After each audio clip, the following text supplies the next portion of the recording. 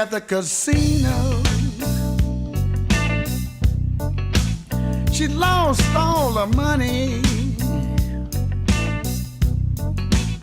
She said, don't feel sorry for me. No. Don't feel sorry, honey. But if you want to do a lady a favor, here's what I want you to do.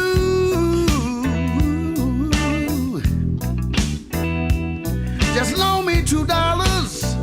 Oh, until the next time I see you. But these last $2, I'm not gonna lose. These last $2, I'm not gonna lose. Hello, hello. Welcome in the building today. We are so excited. Welcome online. We got our online folks connecting with us. We are live streaming this, guys, so if you could take a minute just to turn your phones off and whatever, so that way we don't have all that in the background. Super, super excited today. Thank you once again for coming out and getting in the building today. For those of you watching online, thank you for watching online. I really believe that today is going to be a day that is going to shift your finances. Not only have we been talking about scared money all month long, we wanted to go a little bit deeper and provide some actual content, give you some resources, and we are so lucky to have Apostle Ramone in the house as part of our Limitless family, who brings so much just everything to us in not only preaching on Sundays, but then now taking it to that next level and adding some financial teaching for us, teaching us some things. And I'll be honest, guys, I'm one of those people that just recognizes I don't know it all, right? And I constantly put myself in a position to learn. And when you're doing that, God is able to increase your life in so many awesome ways. So I do not want to waste any more time. I want to give him as much time as possible. So go ahead. For those of you who are in the building, we got some amazing snacks out there. Eat as much as you can. Online, I hope you have a paper, pencil, take notes. Let's get ready. Let's all welcome Apostle Ramone. Woo! Come on, y'all give it up for Pastor Carla. Y'all excited about today? All right, you know I'm like the Energizer Bunny, so I'll try to sit down every once in a while, especially when we're going into some deep questions. So you have your pens, your notepads, whatever the devices are that you're using. You're going to need them, because my objective for the next 2 hours that we do have allotted is to not necessarily go wide and give you this broad spectrum of financial literacy and entrepreneurship and all the things that encompass economics. My objective specifically today is to go deep and to get into some of the details, the tactics, the techniques, not just relative to certain questions you may have, because if you have questions, today is going to be the day to ask them so I can answer them, and so that you can leave here with some practical strategies, some techniques, some tactics, some tools that you can implement effective immediately. How does that sound? All right, we're going to begin, and I have an opening affirmation, because a lot of what it is that you are anticipating to do in your personal, life. A lot of it is going to be central to what your spirit,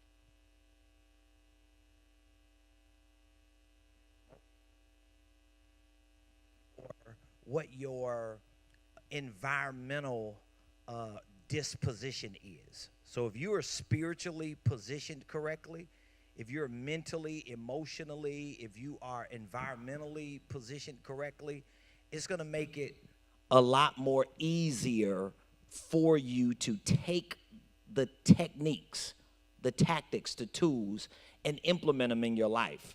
Y'all know just as well as I know, so we can just cut straight to the chase. It don't matter how much information you get. about money, about credit, about business, about going to the next level, about balling out of control. If you don't have the spiritual disposition, if you don't have the mental, the emotional, and the environmental disposition and the support to reinforce it, you're going to get tired in 2 weeks. You know how we set out with these goals for the new year, these resolutions, and then like by the end of January, we can't even find the paper we wrote the goals and the resolutions down. It is not because your tactics or your techniques or your strategies were wrong. It just means spiritually, mentally, emotionally, and environmentally, you didn't reinforce it with those internal, intangible things that gave you the fuel when you didn't get paid that week, that gave you the fuel when the deal didn't go through, that gave you the fuel when you paid one credit card off only to find out that somebody else put something else on your credit report. Those moments, those techniques, those tools, those daily strategies are going to have a lot to do with those internal things. So let's go over this opening affirmation. I want you to just repeat these affirmations after me. Say, I understand that money isn't inherently good or evil. That was a big word, inherently. It's what I do with money that make it so. The more money I have, the more options I have to make the impact I want to make in the world. That's an affirmation. So you can have the opportunity to write it down. I gave them the note so they can always push it to you. I understand that money isn't inherently good or evil. It's what I do with money that make it so. The more money I have, the more options I have to make the impact I want to make in the world. Can we all agree on that? Do you believe that's true?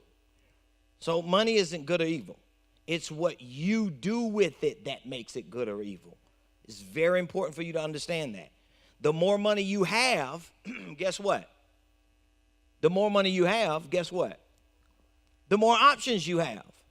So now what fuels me to get that bag is not just the idea of getting the bag. So what is my why behind getting out of debt? Because if I don't understand why I want my credit report to be 800, if I don't understand why I want 100 grand sitting in the bank, why do I want a business? Why do I want financial freedom? Because the more money I have, the more options I have to make the impact I want to make in the world. This is the stuff that's going to keep you pushing through Experian, TransUnion, Equifax, people saying no, being rejected, robbing Peter to pay Paul, living paycheck to paycheck. This is the stuff that's going to get you through that.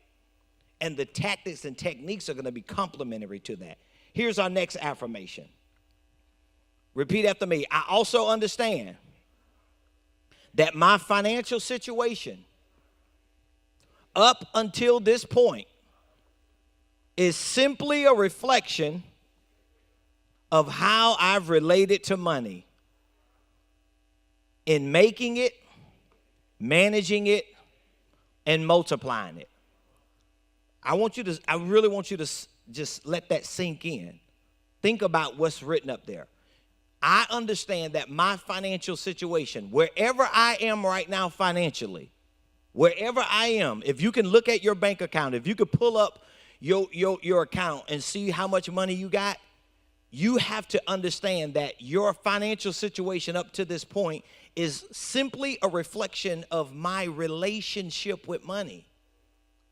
Because if I don't have the right relationship with money, it's going to show up in my bank account. So let me give you an example. You got family, you got kids, you got parents, you got siblings, especially if you've ever dated somebody before. All y'all look grown enough to have dated or may have courted, or have been married, or may have just been booed up for a season. But guess what? How many of you have experienced that relationship where you talk for like 2-3 hours the first time and y'all end up on the phone all night and it's like, love you too, love you too, love you more, you hang up, you hang up, you hang up, both of y'all breathing on the phone, and you do that over the course of time, right? And if you did that like for a month or 2 or 3 months straight, in 3 months, when you see each other, hey, bae, now you bae. You bae now. How you turn bae so quick? How you boo? How you honey? Because your relationship with that person was built over the course of time, which means that it showed up in how you interact with each other. So where I am financially, where you are financially, it is a reflection of how you've related to money in making money, managing money, and multiplying money. I promise you, wherever you are financially, wherever I am financially, wherever we are financially, it is the sum total of the relationship we got with money. But guess what? If you call him boo and bae and honey in 6 months, it's because y'all done talked about everything under the sun. They know who you dated. They know where you live. They know where you work. They know your likes and dislikes.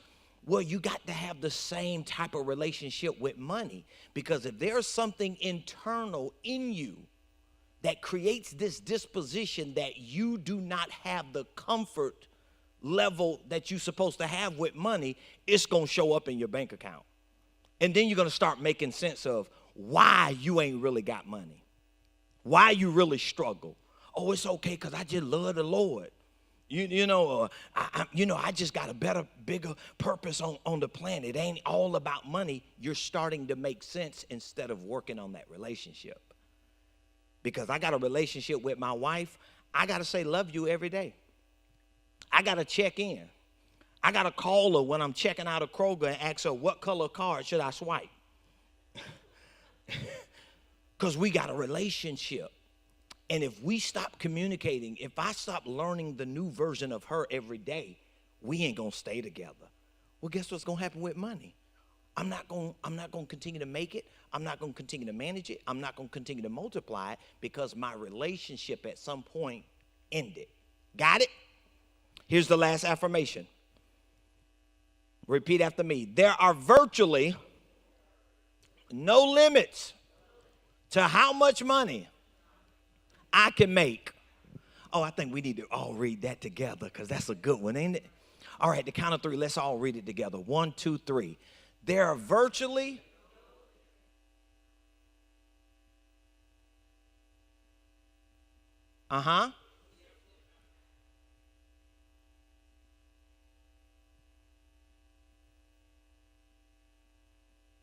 Do you understand that?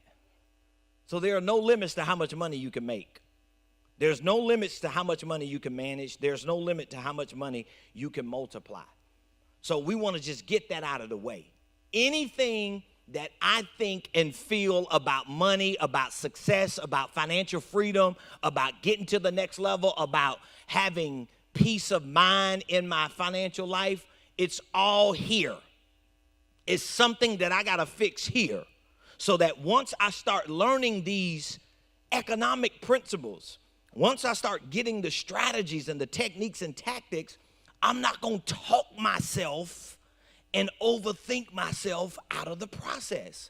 All I got to do is just remain committed, consistent, diligent, and dedicated in doing what I'm told to do when I get the right data, and I'm going to get to where I want to be. So there's no shortage of money on the planet, ladies and gentlemen. Let's just get that clear. I can't find a job to make enough money, or I just ain't got enough to go around, and I just can't find time to find a better job, and I just can't save. None of that is actually accurate. There's no shortage of money. You do know the planet has more water than mass, right? Than land mass. There's more water. Do we all know that? Hopefully we're on the same page with that. So geographically speaking, there's more water than land mass. Do you know that your body is made up of more water, right? So is there actually a shortage of water on the planet? Are you sure? You sure? So there may be certain pockets on the planet that you can't find water. It just takes a little more time to get it. But somewhere on the planet, you can run into water, right? It's just a matter of you going to get the water. Now, if the water is clean, if it is distilled or purified or spring, that's just going to determine where you are on the planet. but your body is made up of water. So guess what? There's no shortage of water. We just may be short of water. So we got to go to the stove, we got to go to the lake, to the river, to the spring or whatever and get water, but there's no shortage. And guess what? You got to think the same about money, about your financial freedom, about whatever it is that you want to pursue in life, personally, professionally, and financially. You got to feel the same about yourself. So are we all on the same page?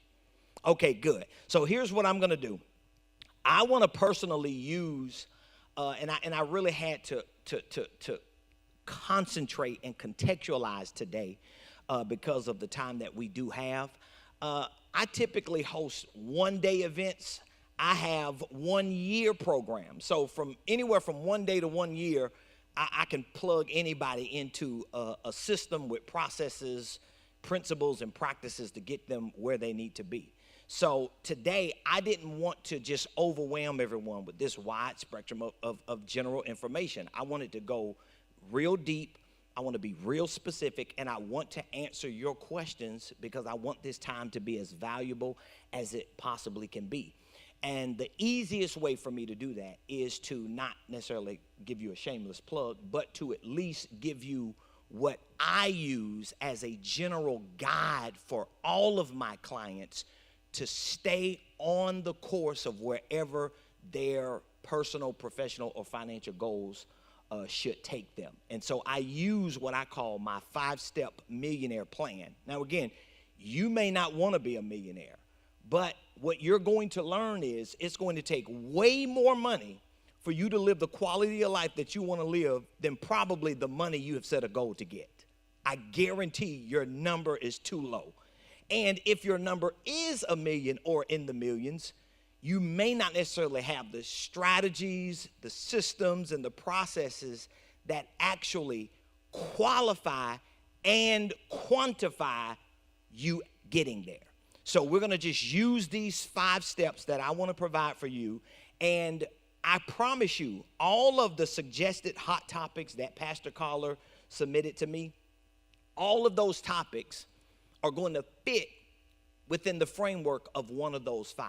And I want to make it that specific for you so that, for example, if you have 3 or 4 questions, and you may have a question about retirement, investments, starting a business, you may have a question about credit repair, debt consolidation, you may have a question about savings or whatever the question is, at least you can see those questions have answers within the context of one of those 5 steps that Apostle Prophet Ramone is giving to me. Does that make sense?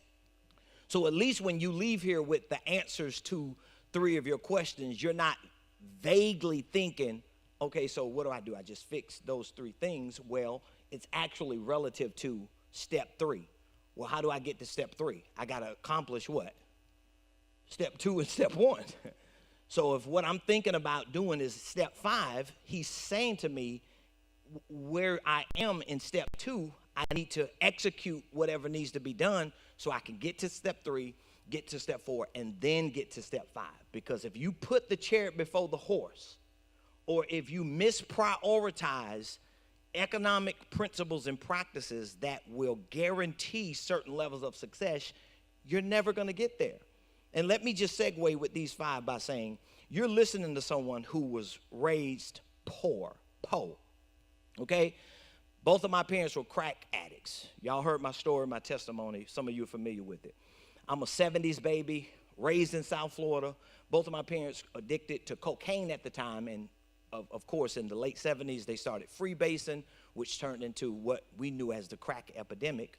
My grandmother, who was an old German Jewish woman living in a predominantly black community, decided to take 3 biracial children.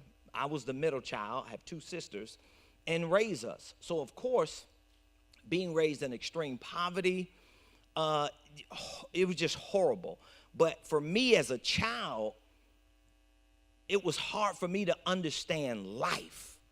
And so I just wandered around until about 11 or 12 when I got introduced to drugs. And from there, my life took a spiral until I got saved. As some of you have heard my testimony, in a trap house 2 months shy of turning 21. Actually, on Saturday, October the 11th, 1997, this October will be 25 years that I've been saved. But up until that point, I just lived life the way every other street thug and gangster and hustler and criminal lived. In and out of jail, homeless, just doing whatever it is that I wanted to do as a vagabond.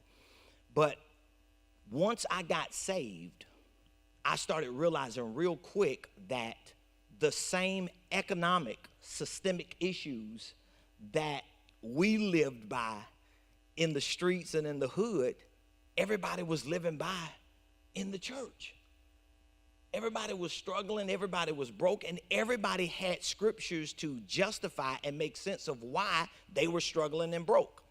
And so it was at that point that I started my own personal journey to figure out, okay, this is just not going to work for me. I mean, I can go out there and get me a 50-pack and make $100. Like, I just can't live like this.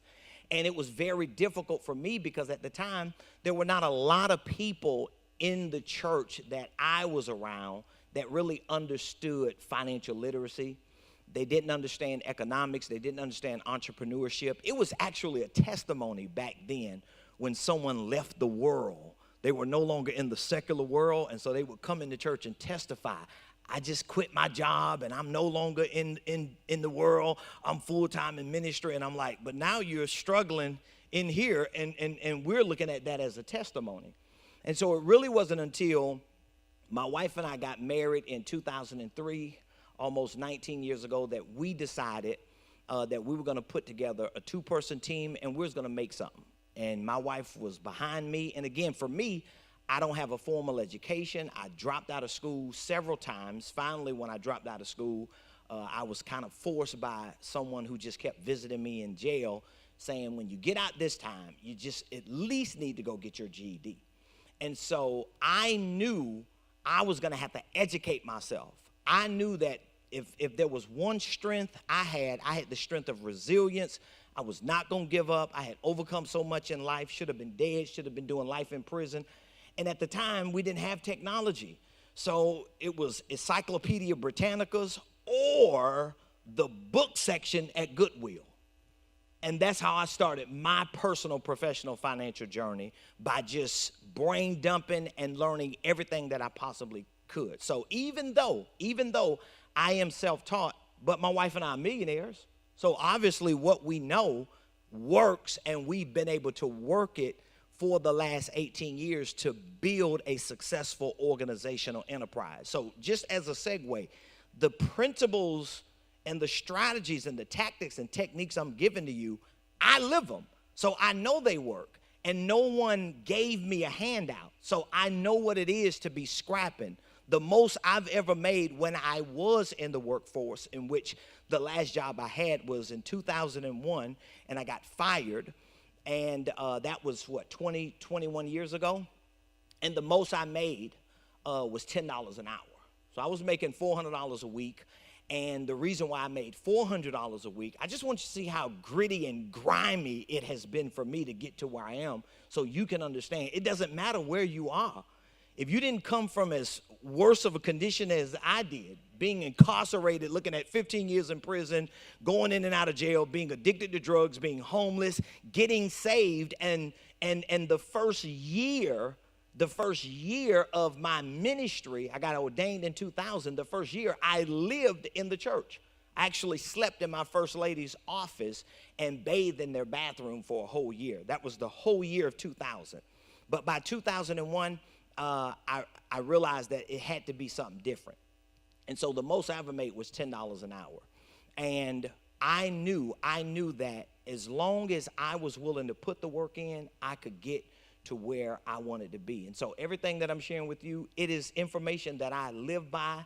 These are principles that I have developed and I've worked on for years to make them make sense to everyday people. All right, so you ready for the 5 steps?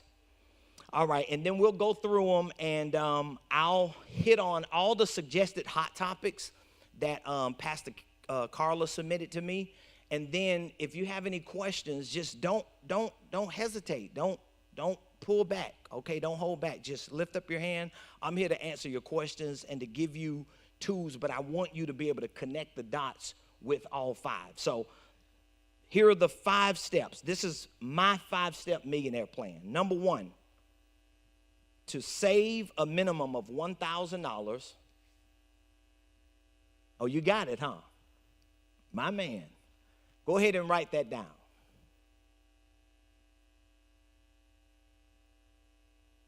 And I do have a breakdown that I do provide for this, but I'm going to just make sure I cover all 5, and then we'll go back and get into real details. So step 1, save a minimum of $1,000 up to 1 month of total household expenses. I'll give you some studies and some strategies behind that when you get it. Step number 2, pay off all consumer debt. We'll talk about that. Pay off all consumer debt. Pay off all consumer debt. Number 3, save 6 to 12 months of total household expenses. It's a lot of work, y'all. Like, you ain't going to do all 5 of these in 2 weeks. It's just not going to happen. Save 6 to 12 months of total household expenses.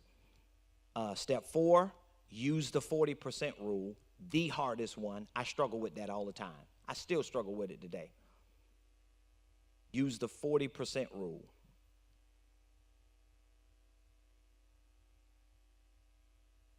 And step 5, get wealthy, be a blessing, and build a legacy of wealth. So those are the 5 steps that we have, that I have put together. And of course, I have listened to the Dave Ramseys of the world, the Susie Ormans. I've read a lot of their books and materials. I'm not up here to knock nobody for what they do and what they believe. But what I'm here to explain to you with my 5, and to contextualize all your questions, and to give you the tactics and techniques that I have used to get to where I am. It's really to help you understand that depending on where you are, depending on what your philosophy about money, your beliefs about money is, that's going to have a lot to do to determine whose steps or principles and practices that you're using are going to work. Because if you don't share the same philosophies and the same views and perspectives that someone has, and you try to implement their system, it's just not going to work. Or if you work it, but you know deep down inside, you want way more than the limitations that they have put on you with those systems or principles, you're going to find yourself out of alignment, and you're going to be at war with yourself. Okay, so do we have all 5? Okay, number 1 is what? Save a minimum of $1,000 up to 1 month of total household expenses. Number 2, pay off all consumer debt. Number 3, save 6 to 12 months of total household expenses. Number 4, use the 40% rule. Number 5, get wealthy, be a blessing, and build a legacy of wealth. So let me go over a few of the topics that were given to me that some of you suggested that you wanted to learn about. Number 1, tithing. So I think we're all clear on tithing, right? If we're not clear on tithing, we just need to understand that you're not going to use worldly principles and not honor biblical principles and think you're going to get results. Tithing is a biblical principle, but it's really based on a spiritual relationship you have with God, and a revelation that you have received because of that relationship. So for example, when you pay your tithes, you give 10% of your income, and you sow seeds, a lot of times it takes consistency over the course of a window for you to start getting creative ideas from the realm of revelation. So it's a spiritual dynamic, because for years, my wife and I, we've always paid our tithes. My wife is like a stickler with that anyway. I, from the hood, would have had those moments where I'd have been like, God, I owe you. So I just, make it up on the other side. My wife like, no, dog, you just ain't finna do it like that. So she's helped me. I got to be honest. She's helped me maintain an integrity with my tithing. But we know how it feels to go to church. And remember, we've been up under Mama and Papa Jones for 20 years. So we know what it is to sow $1,000 seeds and $100 seeds and to give and to pay tithes and give offerings and see nothing happen in our finances and get eviction notices and have to call the car people and ask them, can we put one more payment on the back? And we've been through all that while tithing. And I remember the first time, this is powerful with the principle of tithing. I remember the first time I went to God, I was so hurt, so disappointed. I was like, come on, man. Like, oh, Lord, I'm giving, I'm tithing. We broke, we struggling, we eating oodles and noodles. We about to get kicked out of our apartment. I'm preaching, I'm prophesying, I'm laying hands, I'm casting out devils, and I'm struggling. I didn't even have a cell phone at the time. My wife had a cell phone. We couldn't even afford 2 cell phones. I had a prepaid phone that I would just pay $25 for a card and just use it, at will. And if anybody called it, thank you for calling the Preston team, Ramone speaking. They don't even know they calling a prepaid phone. And if they had to have a long conversation, I would have them call my wife because she had free minutes after 9. You just got to do what you got to do. But we did all this while we were tithing. And I remember the first time I went to God, and I just cried out to the Lord. I was like, man, we about to lose our apartment. I don't know what I'm going to do. And I heard the Lord say, you don't lack money, you lack strategy. And I remember he took me to one of the first scriptures I ever got a revelation from, and that was in Ecclesiastes where Solomon says, wisdom is a defense, and money is a defense. And the Lord began to show me that, he equates wisdom with money. Wisdom is strategy. And so if wisdom is the defense and money is a defense, and both of them he equates both of them. He says wisdom is defense, money is defense. They're both a defense. They're both equated the same. So when I don't have wisdom, I subsequently what? Don't have money. So if I don't have money, it's because I don't have wisdom. It's not because I don't have integrity in my relationship with God. It just means my revelation, this is powerful, needs to be complemented with intelligence. You got to come back tomorrow to get the rest of that. But my revelation needs to be complemented with intelligence. So that means I can't just have a revelation of what God say he going to do for me and hold on to the scripture and just keep doing my spiritual due diligence, applying certain tithing and giving principles, but I'm not reinforcing it with information, with intelligence, with things that are actually relative to this economic system that I'm in. Got it? Another topic that was suggested was how to set up money. That was one, how to set up money. Budgeting. That was another topic. Savings. So we have how to set up money, budgeting, savings.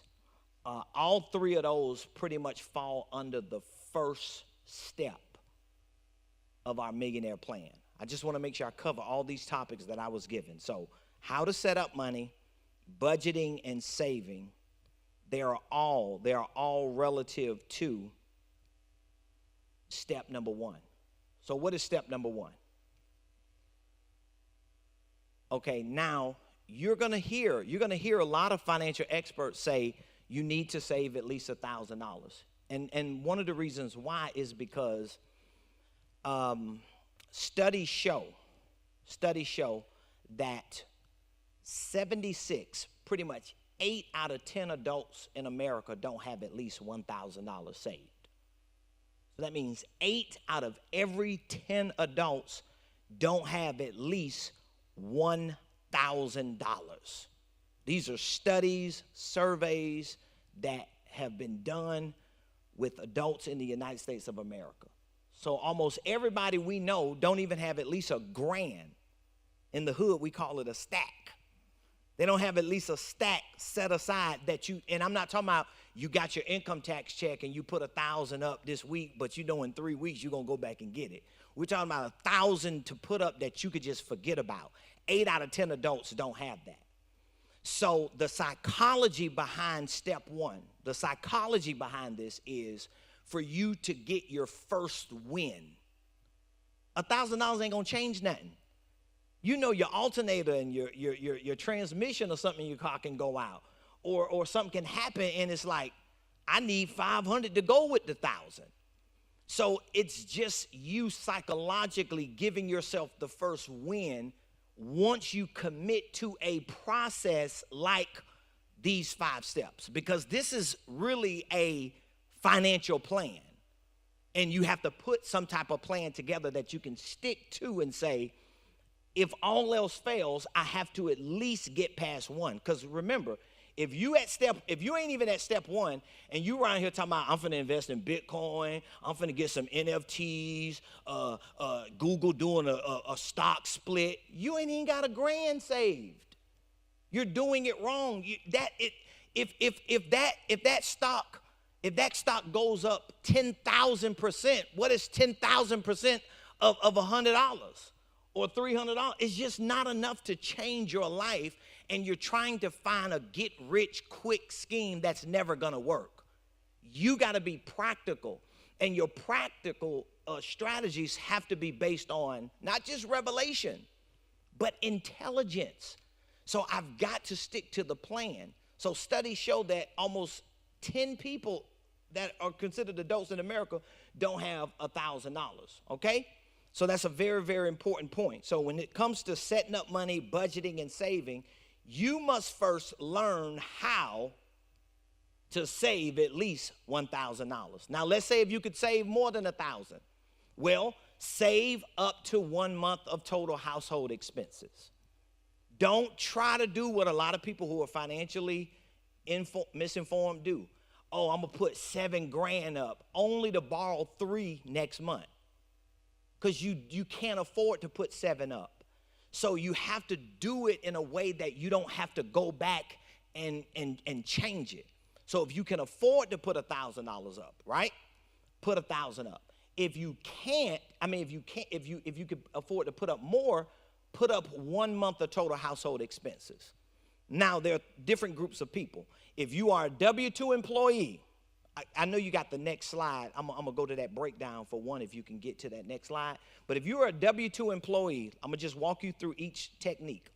If you're a W-2 employee, then your household expenses for 1 month are going to be different than if you are a 1099. If you're an independent contractor, if you're self-employed, if you're a network marketer, that means you're someone in the middle. So you can't look at it like a W-2 employee. This is why, for those of you that are W-2 employees, or if you are trying to leave the W-2 workforce and try to start a business, whether you 1099 or have an EIN as a business or a nonprofit, one of the reasons why you fail is because you're still thinking like a W-2 employee. And you're not doing the right math on what your expenses actually are, because even if you're a 1099 independent contractor, your expenses are fundamentally different than as a W-2 employee. Okay, does that make sense? So if you are a W-2 employee, you've got to do your total household expenses. So that means if it takes $5,000 for you to live every month, now you got to be realistic. I'm going to give you a breakdown in just a minute, but you got to be realistic on what your expenses are, because let's say you ain't got insurance.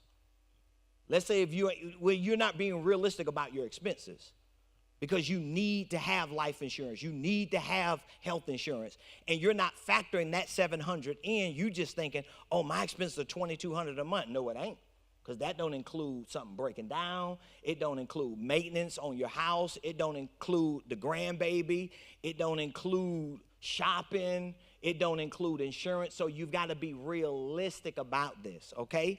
If you're 1099, we'll get into some of the details, as well as if you are EIN, meaning that you own a ministry or a business, you've got to factor in what realistically would be the cost associated to running that if you were full-time. So what if your 1099 business actually had to pay you? What would that 1 month of expenses be? Because if you have a business and your job is financing your business, you do not have a business. You just have a good idea on paper with the Secretary of State. But we want to change that.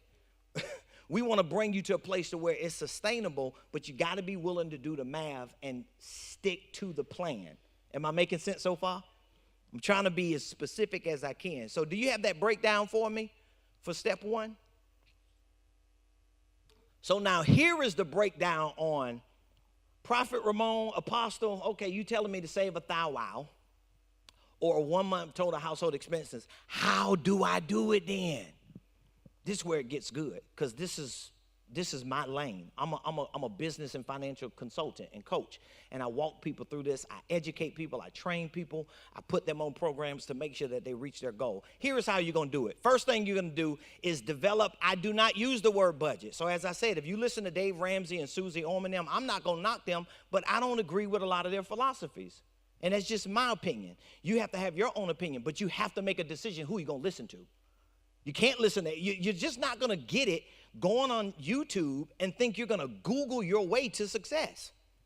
You have too many mixed philosophies in your mind, and you're never going to be stuck on one. You got to make a decision. Who am I going to listen to?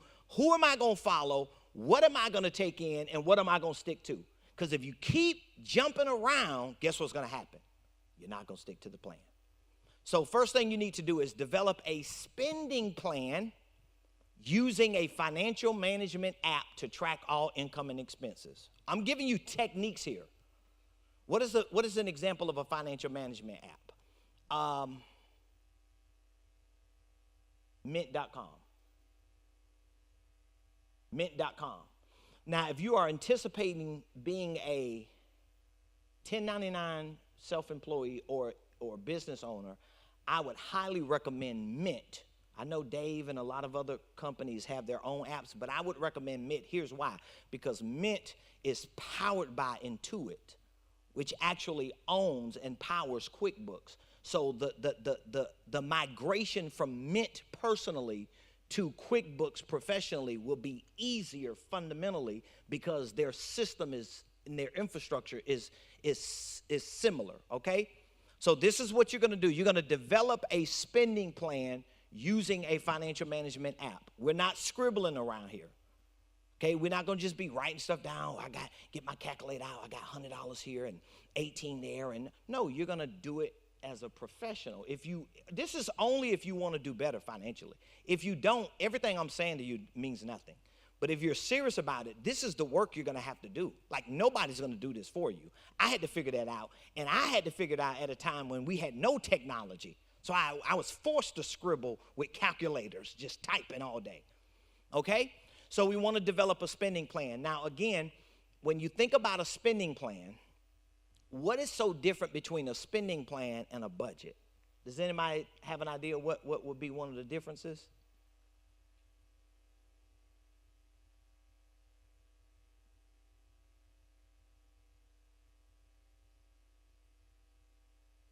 Good. I love that. Good. Perfect. Wow. She just hit it on the head, because when you use the word budget, all you're trying to do is shrink your expenses. But guess what? Unlike what you hear some of the financial gurus say, your Starbucks is not your problem. This is not your problem. If your problem is $5, we need a deliverance service after this seminar. You don't have a $5 problem. And I'm be honest, your problem ain't no $500 shoes. That's not your problem. Our problem is we have our minds and our eyes on the wrong things. So it's not that you don't want to shrink your expenses, you want to control them, but you want to get control over your income more than anything. You might want to write this footnote down, because I'm just dropping some as I go. Your income is your number one wealth building tool. If you don't have a grip on your income, you ain't going to never get wealthy. I promise you. And even if you hit the lottery, you're going to lose it in 3 years. Just watch TV. They got shows on it. Your income is your number one wealth building tool. And it don't matter if you make $7 an hour, $17 an hour, or $17,000 an hour. If you don't control your income, you will not get wealthy. You will not become financially free. And what is the best way to control your income is to know how much is coming in, how much is going out, and how much is left. And you cannot do that without technology, especially in today's world. So you could download mint.com, the app, set up a personal account, connect all your credit cards, your car payments, your banks to it, and then you start fleshing it out. Now, if I'm not mistaken, Mint does use the word budget, if I'm not mistaken. I haven't used it in a while because I have so many. I got probably 10 QuickBooks accounts. I got too many things to do. I shouldn't even be doing none of that by myself. So you want to use Mint.com to learn to track your income and expenses. So that means now you can't just be around here throwing cash around. Or if you're throwing cash around, you want to go in there manually and you want to put that transaction in. So if you go somewhere and you sow a $50 seed and it was cash that God just told you to give, well, when you get home, you go to that app and put transaction, $50 cash, so that you can weigh it. And you got to get to a point to where I see all of my numbers every day. Not a day goes by that I don't know how much came in the day before, across my whole organization, my whole life. I have people that make sure I see what came in, what went out, and what's left. I have to know that every day because I am the fiduciary of my family. You are the fiduciary of your life. And so the way you do it is you develop a spending plan, and in that spending plan, when you're putting it together, similar to what you just heard her say, you want to make sure you put down your current quality of life. So if you want to know what a financial plan looks like on a sophisticated level, here's what a financial plan looks like. You do the math on your current quality of life. That means, how much do I need to live? I need to quantify that number. How much money does it take for me to at least live and not be overwhelmed every month? I need to quantify that number. Don't just wake up saying, man, I'm just struggling. I need something today, man. I don't know what I'm going to do. You need to do the math. That's what you need to do. You don't need another job. You need to do math. And doing math means I want to figure out how much money makes up my current quality of life. And as I said, there are things you need to add to it. You need to add health insurance and life insurance. Nobody gets around me. Nobody who's around me gets around me if they don't have those two things. Because I've lived that life. I know how hard and how stressful it is when you don't have that. I know how anxious it is. I've had to bury two of my parents, both of whom did not have life insurance. My grandma, who we buried, didn't have life insurance. It's horrible. It's horrible, and you don't want that, okay? I've lived that life with no health insurance and just going back and forth to the hospital or going to the urgent cares. It's ridiculous, especially when you are enjoying other qualities of life that are not necessities, but they're luxuries. Yes, ma'am.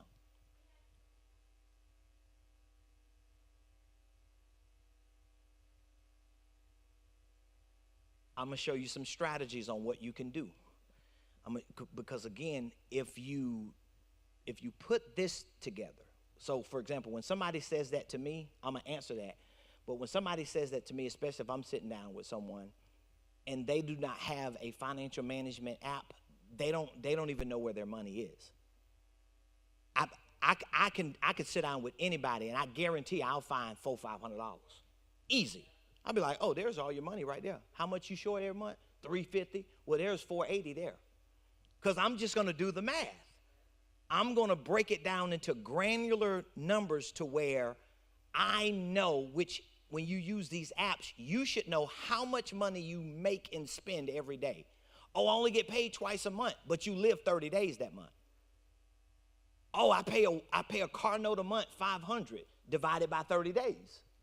So you don't pay one car note for $500. You pay incrementally, and it just shows up in $500. So every day you wake up on those 2 days you're off, you're thinking, oh, shoot, it cost me $120 to wake up. You see how that works? But you don't think of it like that. You just think, I got 2 free days off, or I'm off. I ain't working no more today. I don't go to work till tomorrow. Well, truth is, it costs you more money to not do nothing than to do everything. And then you just wake up goofing off like, man, I just need another job. You don't need another job. You need to get control of your income. You need to get control of your numbers. So it starts with the app. You got to do that. And you got to look at your current quality of life. That means you have to do the math on how much does it cost for me to at least be comfortable in peace. You need to add life insurance to that. You need to add health insurance to that. And you need to add whatever other incidentals to that. So if it's $3,000 a month, even if you're only making $1,250 a month, at least you know you are negative $1,850 every month. I can't do nothing about a number I don't know. So if I wake up every day and know, oh my God, it cost me $150 to wake up today, and I'm going to work for 8 hours, I'm only going to make 88. Now I got to figure out how can I make up that other 70. So do I find a side hustle to make me $70 a day so I can at least break even? Or do I take a whole day on one of my 2 days off and make up that $350 for the week? But at least I can do that when I quantify it. It's all about numbers. Does that make sense? So here's the next thing you do. If you're a W-2 employee, and I want you to really be careful with this, and you can fact check everything I'm telling you because I'm not a financial advisor. I don't have no credentials, no certifications. I have figured out how to become a millionaire myself. It works for me. You just got to eat the meat and spit out the bones. But you could Google me and figure all this out, that what I'm saying to you is true. But for those of you that work W-2 jobs, that's a strategy that most people never use. The IRS and most financial experts, they have already done the studies and surveys to prove over 80% of W-2 employees pay too much in taxes, which means if you're getting an income tax return, it's because you paid too much in taxes last year.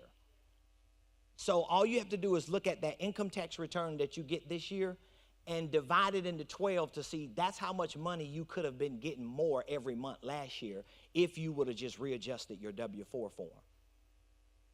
Now, when you do that, because most people never do it, when you revisit your W-4 form, I tell most people, if you have no dependents, then you're going to use exemptions or allowances.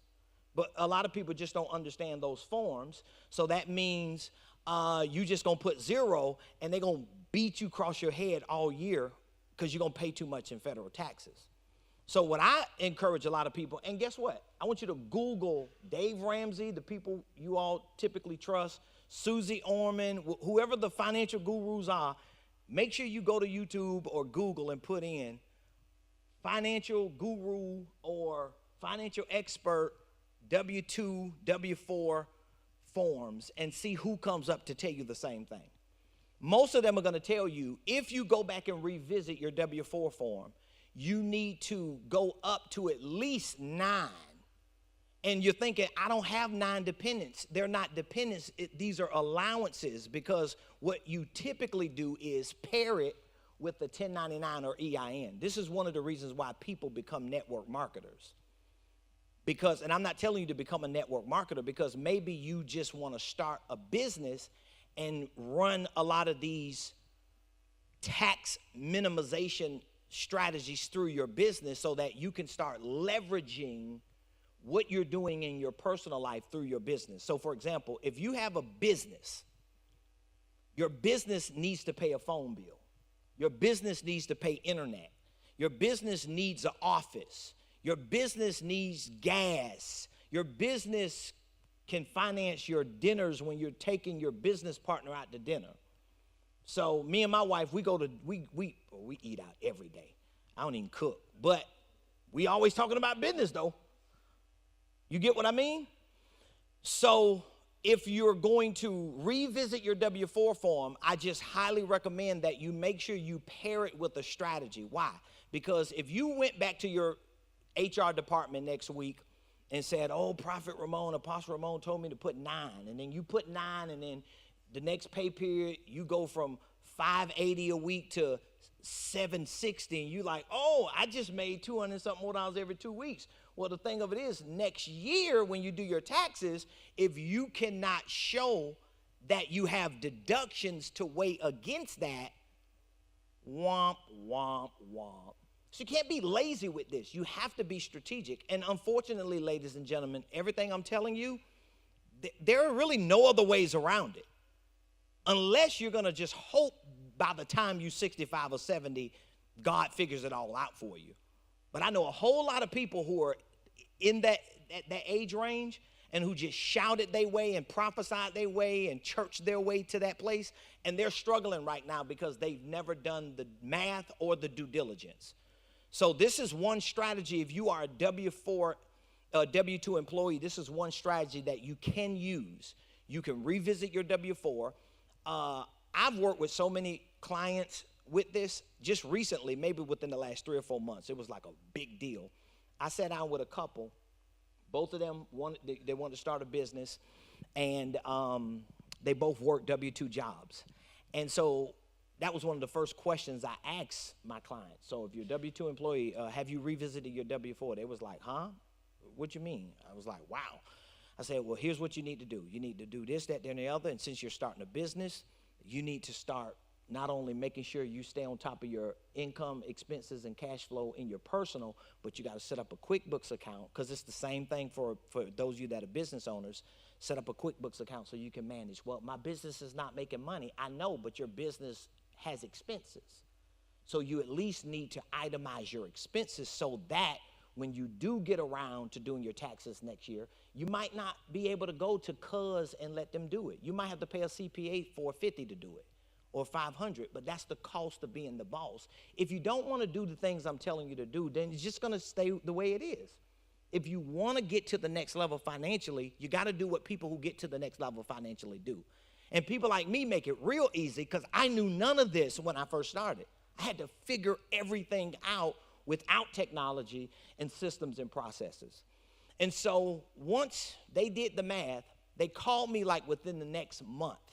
And literally, both of them individually realized $1,200 a month back into their paycheck. Can you believe that? So $2,400 a month they got coming back into their paycheck from that one strategy. We're talking about like almost $30,000 a year that they were giving up, that they could have used to pay off debt, to put a little money up, to build their business, while making sure they were monitoring all of their expenses so that their business could show those expenses as deductions. Am I making sense? I know that's top level, but I just want to explain that to you. If you are a 1099, all of you that are 1099s or network marketers, your strategy should be to start a business. I don't care what nobody tell you, because they're gonna all. I know what most of them gonna say. They're gonna say, "Well, you're a 1099. You're just like a business owner." The only way you may not be able to do it is if you're a real estate agent or an insurance agent. Your broker may not pay your commissions to your business. They may want to pay it to you as a 1099. They're just brokers that are not gonna let you run a business and pay you. That's okay. That's okay if you're one of those people. But if you're a network marketer, what you need to do, if you implemented that W-2 strategy, that W-4 strategy, and you're doing network marketing, I would highly recommend that you reach back out to that network marketing company once you get a business started and switch your social security number to your EIN. Hey, a lot of people don't do that. They just give everybody their social security number. Then you start getting all these 1099s, and you're going to have to pay self-employment taxes on those 1099s. And most people, by the time they do their taxes, they hadn't put any money aside because they're not tracking their income and expenses. So one way to mitigate those issues is to run your transactions through a business. And a lot of times you may not be in a position to run a business yet, but owning a business is a start, because at least you're able to own a system that these transactions can run through, and you can verify and validate all these other strategies that you're implementing. All right, any questions on that so far? I know I'm covering a lot, yes.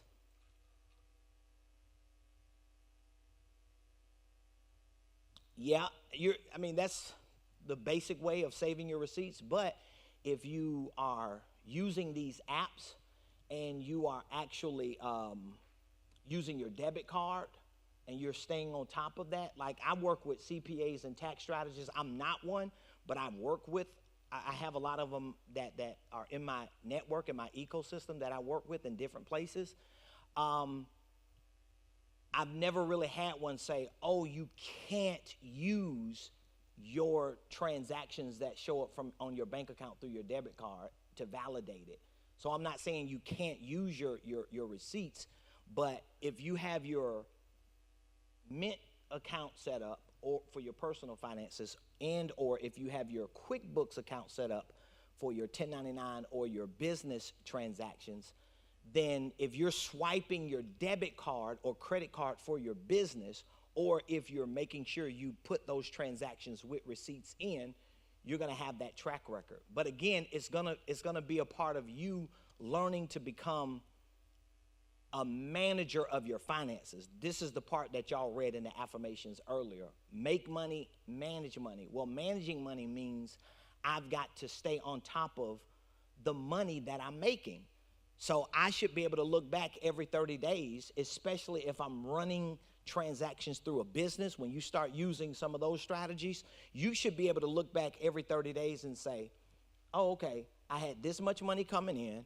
I had this much money going out. Here's what my net profit is projected to be. So if I got my taxes done today, I would be paying taxes on that net dollar amount.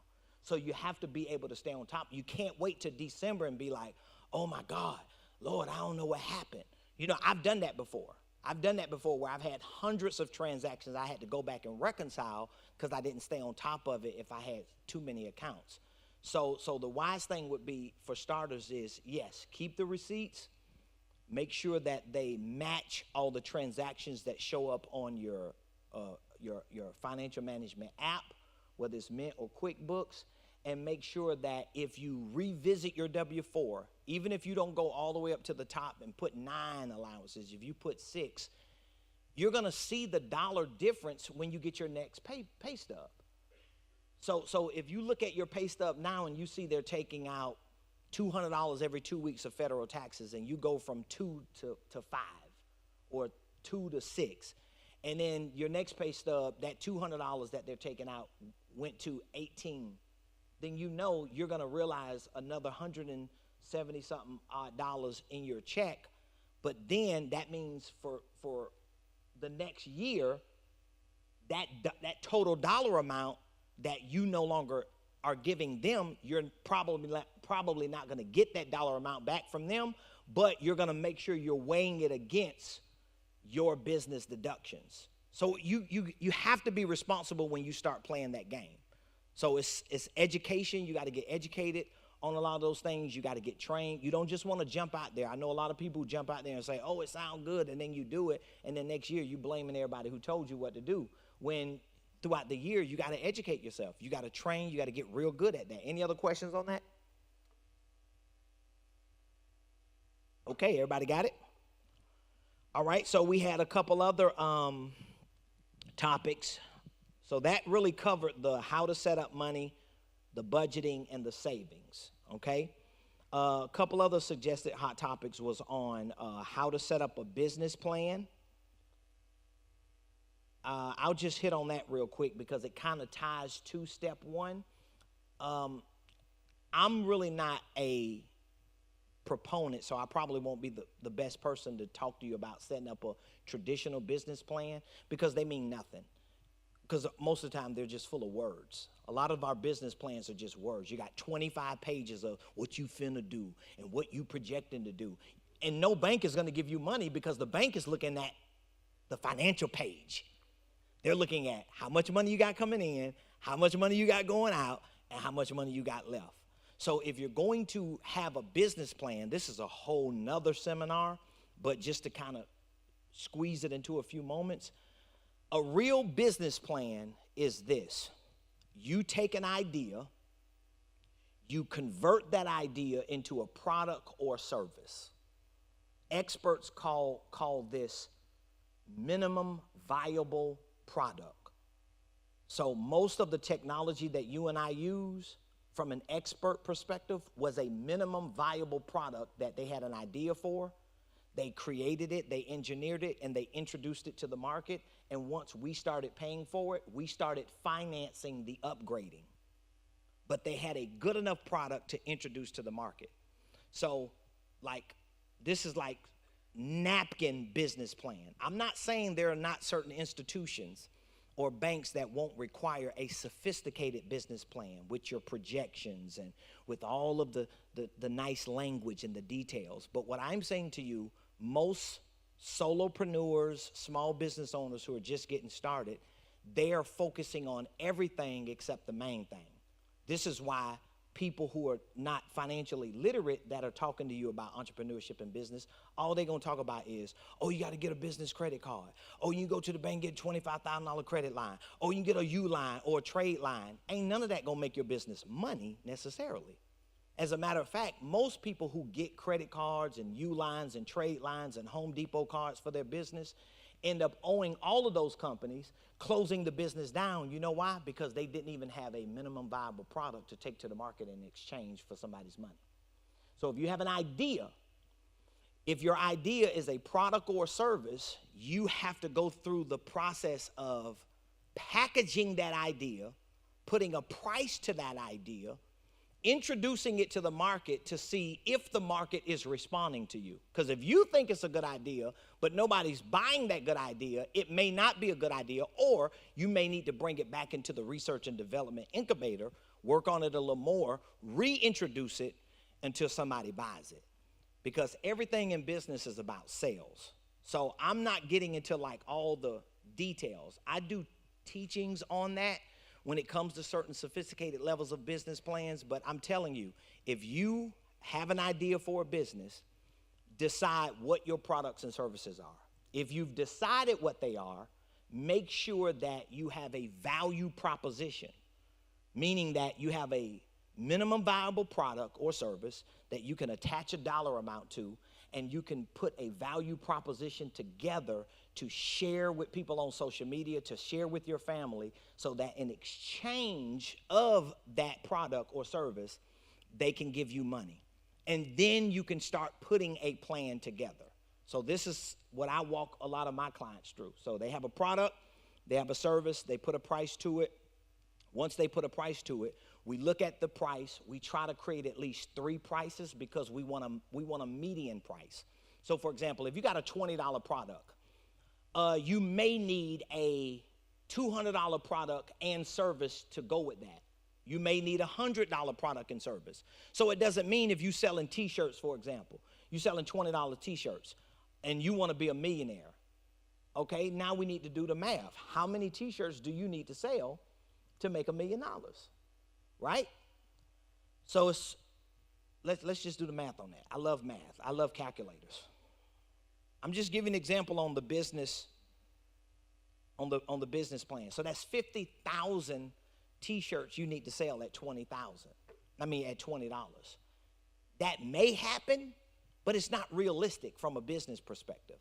So what that means is either you're in the wrong business, that's the wrong vehicle, right? Or you just don't have enough items or offers in your business. So now you may need to have a $20 t-shirt, but also a $200 masterclass on selling t-shirts, plus you giving them 5 t-shirts for free. But then you may have a $2,000 product that says, I'll come iron your t-shirt, put your t-shirt on, give you 5 of mine, help you run your business, because if you don't have more offers, you're going to spin your wheels around here for 8 years with a business that's not even legitimate, and a business plan is not going to help that. Am I making sense? So if you have a price that you can attach to it, now you have to figure out what is your value proposition. Then you need to learn sales. You need to learn how to sell your products. There's no way you're going to really scale it if you don't understand these things. You have to learn marketing. You have to learn sales. You have to learn operations. You have to learn these systems and processes. Building a business is very complex and complicated, and so it takes time, but it all starts with what? Income. Everything goes back to income, because my business is only going to be successful based on the revenue that comes in. If you ever look at a financial statement of a business, at the top of that financial statement, you're going to see profit, sales, revenue, gross income. All that's money. Everything under that means nothing if you don't get that. Got it? Any other questions on that? Okay, so we got two other items which take us to the second step. This is debt reduction and how to talk with bill collectors. This is two items we'll talk about. Matter of fact, I could attach do's and don'ts of credit cards on this one too.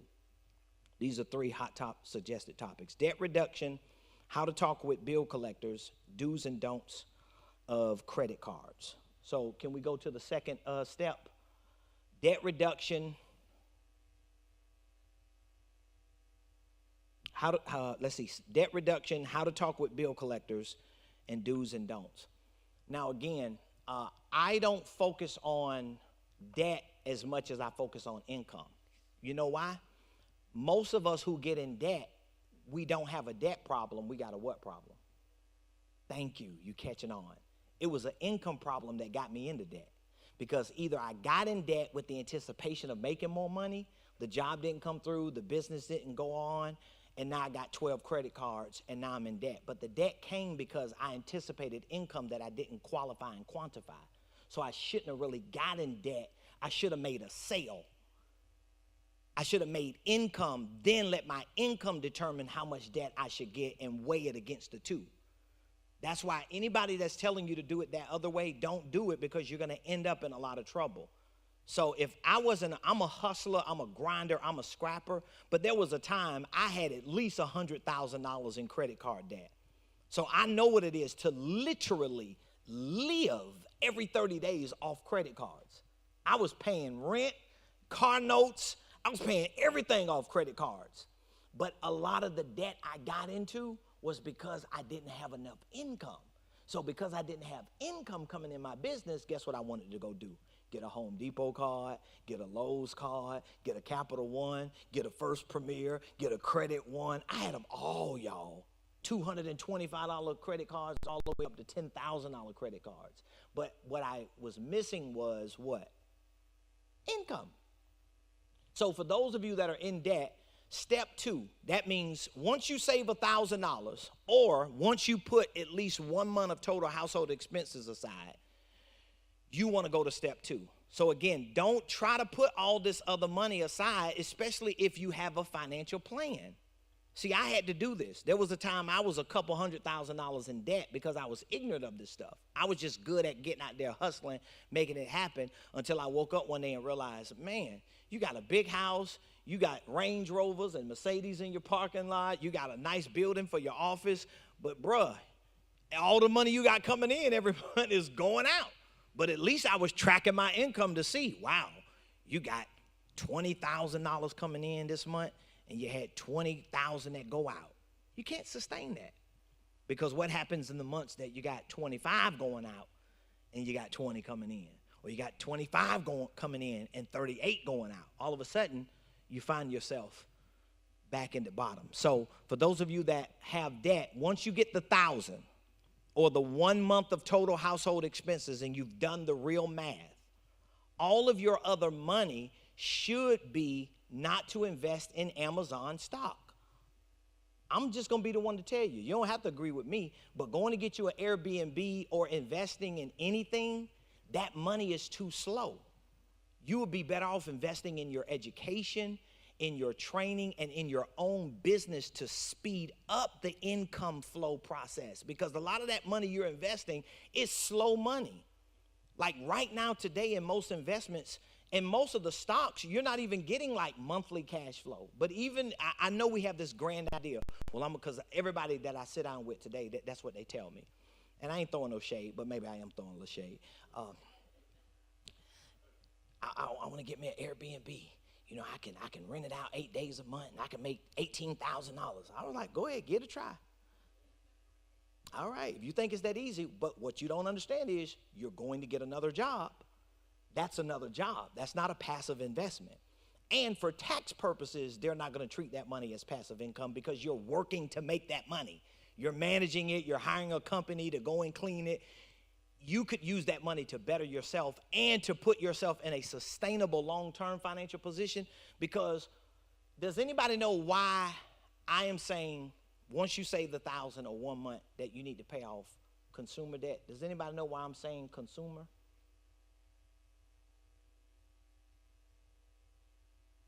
Consumer debt is consuming your number one wealth building too.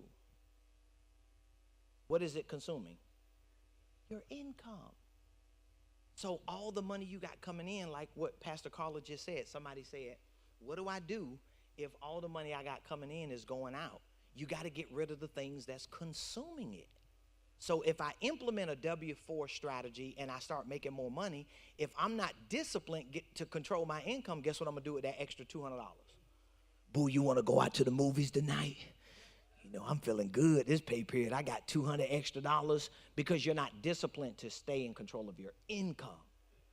So consumer debt, I'm not talking about your student loans here. Ain't nobody thinking about that right now. We trying to get you to step 3 where you got at least 6 months set aside. Sally Mae, boo, we love you, but listen. I was in school 18 years ago. We on a whole nother page right now. I got other things consuming me. You, we say in the hood, you got to get it like Drake, boo. You get it like Drake. You just got to do what you got to do. Defer it. I don't care what you come up with. Y'all figure that. I'm working on these $700 car notes. That's consumer debt. I'm working on these 8 credit cards that I'm paying $8.95 a month. That's consumer debt. I got to get that because whatever it is that's consuming your paycheck right now, that is consumer debt. And the truth is, I know this might be a little opposed to what some of you might believe, but the truth is, maybe that house is consuming you at this point in your life. Maybe you do need to get that $220,000 burden off of you and just go into an apartment for 2 years and put a good plan together because you're living in more than what you need. See there? See how all the air goes out of the room? It's not like God ain't going to do it, but you've got to be strategic and get in control of your life. Because if all you're doing is working towards buying a house, you're going to be back in this. You're not going to just go and put this down payment down, and then now you got maintenance, and you got a 30-year mortgage, because you want to live in this dream, this idea, when I'm not ready for that idea. Hey, did I tell y'all how financially stable me and my wife were? Did I mention that? Okay, I'm just bringing that up, not to flex, just to show you. By the way, my wife and I, we rent a 1-bedroom condo in Buckhead right now. Rent. You know why? Because purchasing is not a part of our financial plan based on where we want to go. We gave up a 4,000 square foot house on 2 acres in Stockbridge, Georgia, out there with the horses where nobody could find us. We gave that up 5 years ago to move to rent a 1-bedroom condo because we decided we wanted to be millionaires. We don't want to just look good to make other people feel good. Because everybody was coming to the house. Oh, my God, 3 floors. And we like, if you had that mortgage, though. We couldn't even enjoy it. So you got to think about the things that are consuming your debt right now. And that's what you need to tackle. All right, you can get to the next, the breakdown in that so I can show you. There are 2 strategies that most people use, the snowball strategy or the avalanche. I would recommend the snowball strategy. The snowball strategy is, let's say if you have a $3,000 credit card that has like a 35% interest rate. The avalanche strategy suggests that you pay the highest interest rate instead of paying the $300 credit card that's got 29. That's not the wisest way to go. Here's why. Because if you do all the math, you're going to end up still dealing with the same payments. But with the snowball, you can get those little incremental wins along the way. But again, you got to be disciplined, because if I'm only making a certain dollar amount Again, let's go back to step one. If I put a financial plan together and I look and see it takes $3,500 for me to live every month, and I'm only making 28, right? We have a problem, don't we? We have a $700 a month problem. Whatever your problem is, if you start doing the math, well, that means you have to give up a little bit of your time to either get a better job. If you can't get a better job, you got to find a side hustle, something that you can make up that $700 difference. That's how you got to put that strategy together. While you're putting that strategy together, whether it's readjusting your W-4, finding one or two side hustles to at least put you in a position where you're not stressed, so I can save that $1,000, and then once I save that $1,000, I could get to step two. Now, whatever extra money you have after the $1,000, don't try to go to $2,000 and you still got 8 credit cards. Me and my wife had to do this, and guess what? This is going to speak to how to talk to bill collectors. I have nothing against credit repair specialists, but I did not take that route, okay?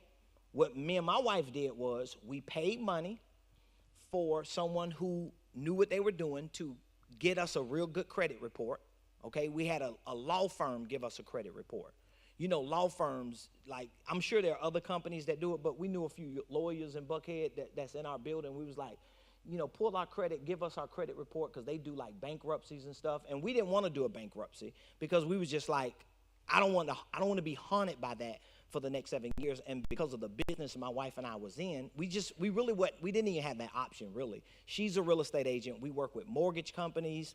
A lot of these companies that we do consulting for, like developers and investors, they have companies that will not only pull the tenant's credit, but they pull ours to see who am I working with, especially when you're in that business. They'll pull your credit to see what company is coming in. You can't just give them no Secretary of State paperwork. They're going to pull your credit. They're going to do a background check because they don't want you on their properties, because my wife and I are in real estate. They don't want to do business with people like that. So my point is, we got that report, and we literally opened up a separate account because we didn't want nobody making mistakes and pulling all our money out.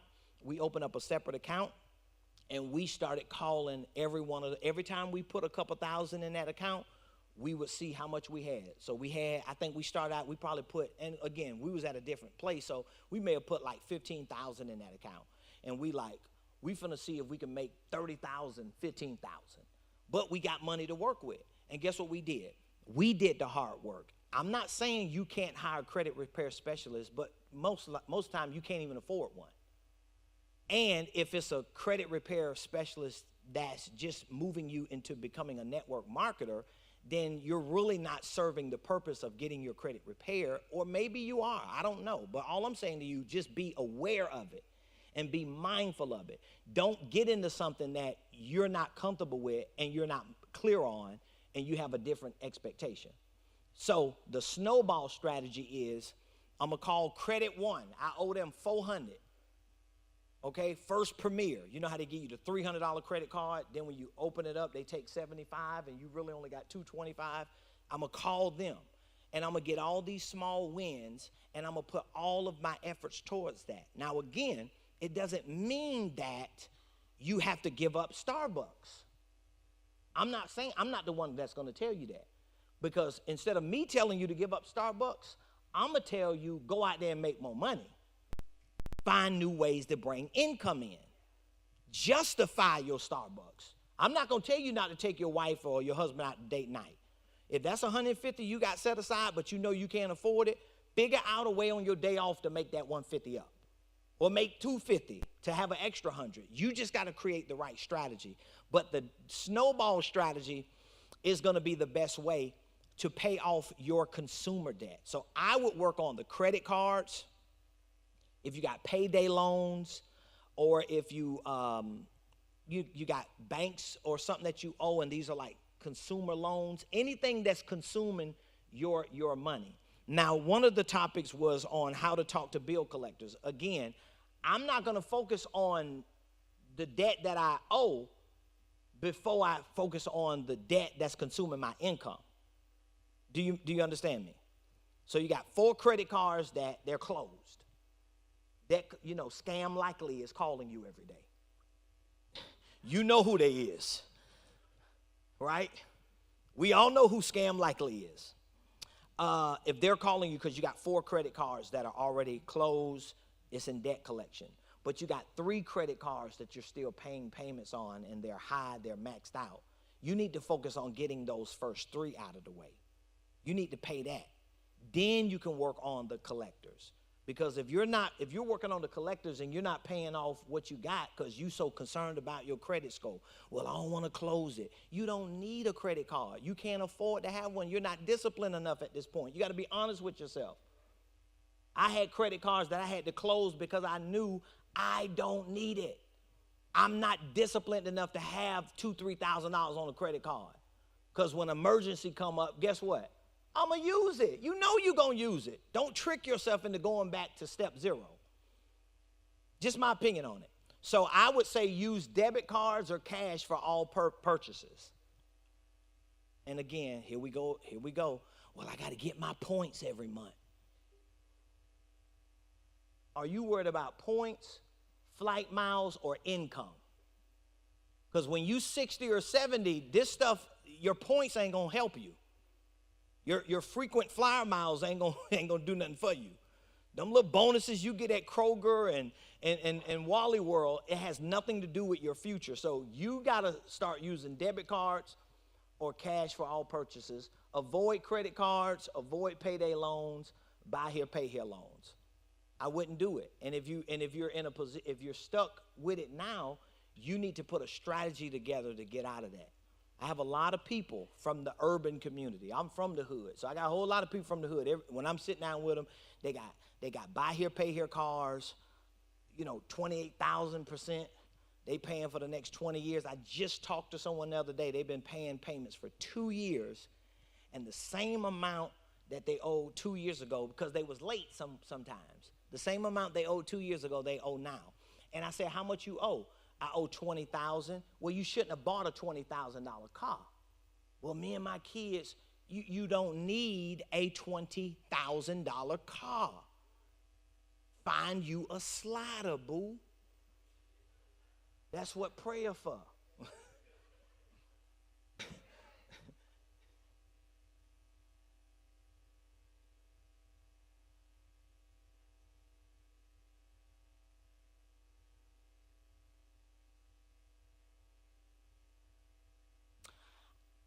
It will make more sense to increase your income, because it's all, if you start thinking income, you're not going to use other tactics that are going to put you in more debt. So it's like, I can get a loan at 3% instead of paying credit cards at 20%, but it's still a loan. It's not new income, because you still got the same 2 days off a week with the loan. You still undisciplined. Say what now? But that's not the best strategy. It doesn't work. Everybody that has done that are still in debt because they don't have new income. Income, not transferring percentages. That's not your number one wealth building tool. You have to accept the reality. Remember I said that at the introduction? You're going to realize, or you should realize, that you're probably not making enough, because we've been brainwashed. Especially in the United States of America, we swear up and down. Like if I had all of my graphs with me, I would show you what I created this graph called the income ladder of success, and there are 8 classes. The poor class is considered $32,000 a year or less. That's economically. You can do any research. The United States of America, as an economic system, they know if you make $32,000 or less, you are categorically poor class, right? So that means if you make 35 or 40, you middle class. But most of the banks are giving you loans on gross, not net. So you get your house on $40,000. You don't make $40,000 a year. You've tricked yourself into believing that. If you make 80, they probably taking 40. So you really don't. I make 6 figures. No, you don't, boo.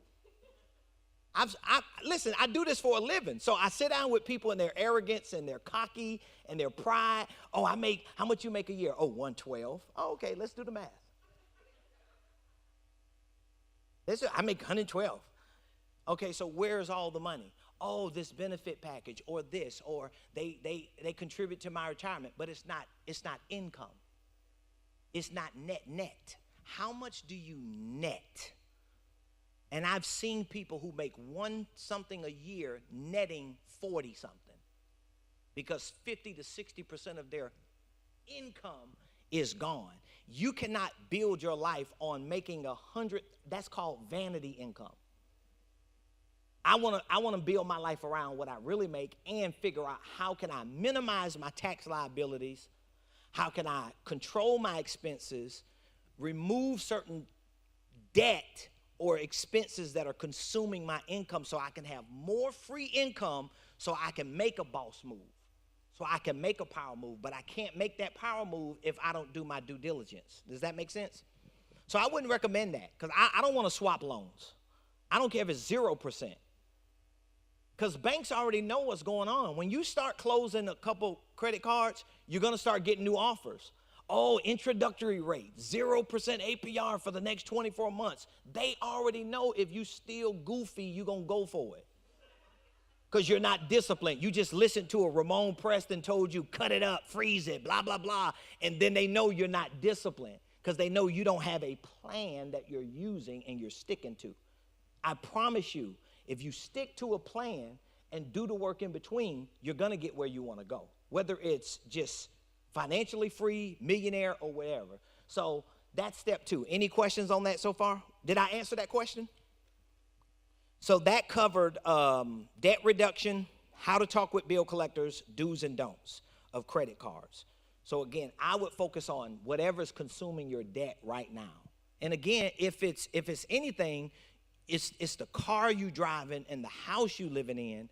If it's taking too much of your net, you just got to pivot for a season. Like my wife and I, we had to make that decision. We sat down and we said 5 years ago in 2017, we want to be millionaires. We was making 6 figures, but we ain't have nothing. We probably ain't have $30,000 saved up. So we were scrapping. But because I'm a lion, I go out there and kill something to eat every day. But when we got in our right minds and decided that we need to get to where we know we're happy and we have a legacy that we can build, I had to give up my Range Rover.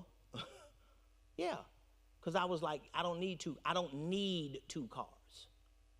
And again, I'm not shaming or shading you. I'm just challenging you to sit down with your spouse or whoever you're with, if it's yourself, look in the mirror and just keep it 100 with yourself.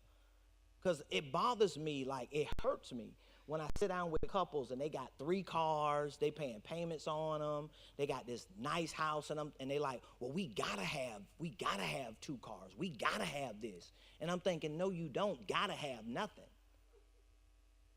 You're talking to somebody who we still have 1 car. I mean, it's nice, it's for my wife, but I don't need another car right now.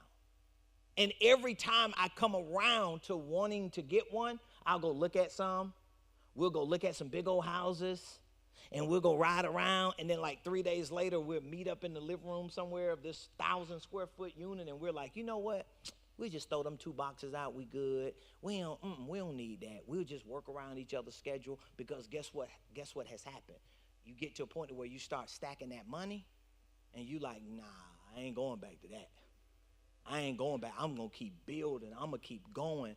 And I want to be in a position to do what I want to do when I want to do it. So whenever I do get a car, whenever I do, and you're listening to someone. So when you hear people like the Ramseys of the world say these things, you have to understand a lot of these people are being honest. They're millionaires and they ain't budging with their money. And it's not because of scarcity. It's because of strategy. All right, number 3, the third one is, what is the third step we talked about? Save 6 months to 12 months. So again, if it costs $3,000 a month for all your expenses, if it's $3,000 a month, guess what you need to do? You need to, if you're a W-2 employee, your goal should be 6 months. Trust me, everybody I talked to prior to COVID, they always listened to people that told them 3 months.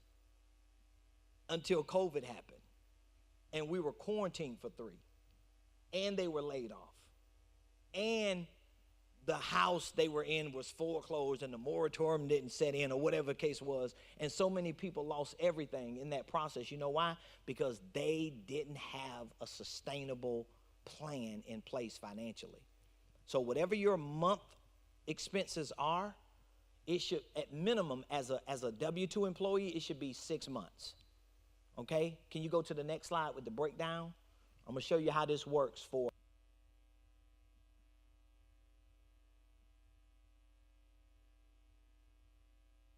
step 2. It's the hardest thing for you to do because now you start seeing free money. If you increase your income by finding new ways to make money, if you minimize your taxes and realize new money in your current pay as a W-2, and you start maximizing certain tax deductions to leverage the life that you're living every day anyway, and then you get rid of certain debt that's consuming your current income, and you find yourself cash flowing because you're staying on top of the math every month, and now you have to make the decision to say, I'm not going to spend this free cash flow. I've got to add it to the 1 month or the $1,000 I got set aside, because as a W-2 employee, I want to have at least 6 months. If you are 1099, you should have at least 9. And let me explain to you why. Because if you're 1099, you're either a network marketer, you're a real estate agent, you're a freelancer. That means you don't have the stability a W-2 has. So you really need 9. And this should be your gauge before you do anything in your life substantial. We shouldn't even be talking about investing right now. You shouldn't be thinking about that. You should be thinking about, let me get 6 months set aside. Like God forbid anything happens, but fundamentally speaking, the world ain't gonna end if you stop investing in certain things you think you're investing in that you ain't gonna see till you 68 anyway. You need to focus on what you're gonna do for the next 18 months to put yourself at play, because there can be bigger power moves you can make that speed up the process. There are vehicles and systems when you get educated, you could put your money in that move faster than inflation, that moves faster than the stock market too. So a lot of you that have all your money tied into, and I'm not knocking you, but I'm just saying, your mindset shouldn't be, oh, my 401k is the bomb. Yeah, but you ain't gonna see it for another 28 years. And you're struggling now. You need to focus on income, math on what we're doing, so that when you get yourself in a stable position, then you can reset those things and start moving in those directions. But you can't do that fragmented. It don't work that way, right? So this is more important than you getting a down payment for a house. Way more important than that. Because getting a down payment for a house, just to say you got a house and you don't even have 6 months of household expenses saved up, you're setting yourself up for failure. I promise you, you are. I promise you, you don't want to do that, okay? You want to use the income. Save enough for emergencies first, then invest for the future. So if you're a W-2, how many months you should have saved? If you're a 1099, how many months? If you're an EIN, if you're a business owner, you need to target 12. You know why? Because now you live off. And again, if you've tricked yourself into thinking, I'm a business owner, but your job is financing your business, you're in la-la land. If your business cannot pay for your insurance, if your business cannot pay taxes, if your business cannot pay your salary, if your business can't finance itself, it's not a business. It's a great idea that you need to work on. Does that make sense? And you need to have a goal to say, if it costs me, I'm not even going to throw my numbers out because I'm not really trying to flex. But I got 2 years. You know why? Because I got employees. I have people whose lives and children and their happiness and their vacations and their sick days depend on me. I don't want to be stressed out. My wife is one of our employees. I got kids who work for me. No, I want to be at peace. I need to get paid because I'm not going to be running my business and my business can't afford to pay me. I might as well go get a job. So if you are W-2, 6 months, that's step 3. 1099, 9 months. and EIN. And guess what? That means if you have a ministry, that's the same way. This is so hard for a lot of pastors to get that revelation. They always get offended to me. I'm so grateful for all of you here that are open to this information. But I talk to pastors all the time. I'm going to just trust God. Well, go ahead, dog. Be asking for my offering when you're struggling in, because you're hard-headed. Trusting God is good, but you need to get your priorities in order and put you and your church in a position where when you hear Pastor Kim saying those things, that's stewardship. That's financial responsibility. That's somebody who understands. A lot of her peace comes from knowing that we straight over here. But somebody has to do that. If she was just disposing all of that and just reckless with it, she'll be up here nervous. Whether you're getting paid or not, you're nervous because you know there's financial instability. And we don't want that. We want a peace of mind. We want to be able to live a quality life. And a part of the quality of our life means that we have done our due diligence to at least build a foundation. Because remember, anything can pop off. An opportunity can present itself, and you got 6 months saved up, and that opportunity can be something that you've done your due diligence on, and you know it's an amazing deal. Well, you can pull 3 of those and put it in there and come up or blow up. Somebody selling their business, and you could take over, and they say, I just want 15 grand. But you can't put yourself in play if you haven't done that. So it's not going to happen overnight, but it will happen over time if you do it. All right? Anybody have any questions, just lift your hand. I'll be more than happy to answer them. Step 4, this is the 40% rule. Can you go to the breakdown so I can explain this breakdown? So how does the 40% rule work? I promise you it's one of the hardest things you're going to do. The 40% rule is you taking 40% of your income and setting it aside. Because I'm telling you, we're living in 2 different worlds, probably multiple different worlds. The people you hear telling you, oh, just set 10% aside to invest. It's ridiculous. You're never going to get where you're going. It does not work. It's not enough money. If you make $3,000 a month and you net $2,200 a month, so you're putting $220 a month aside because it's the 10% rule. You read The Richest Man in Babylon. So you're putting 10% aside for yourself. You're never coming up. You're struggling. It's not enough. So we have to realize that the financial, economic numbers we have in our head that we think work in the United States of America, like you should see what's going on economically. It's starting to show now. Now you're seeing it in gas. You're seeing it in food. They call it inflation. But that's only the side of inflation that we see. It's not the side of inflation that you don't see.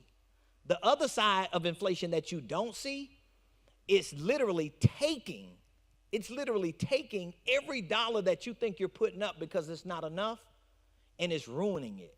So the 40% rule is the amount of money you make. So go ahead and put the amount of money you make in a calculator. This should be one of your best friends. You should like your calculator app like you do Facebook or TikTok or Instagram. You should be on this app multiple times a day. Put the dollar amount of the money you make and multiply it by 25%. So if it's $5,000 a month you make, if I multiply it by 40%. I don't know where my mind at.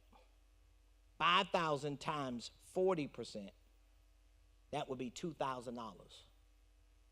So that means if I make $5,000 a month and I want to live by the 40% rule, I got to put $2,000 a month up.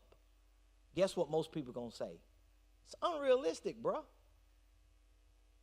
And the next thing you should say is what?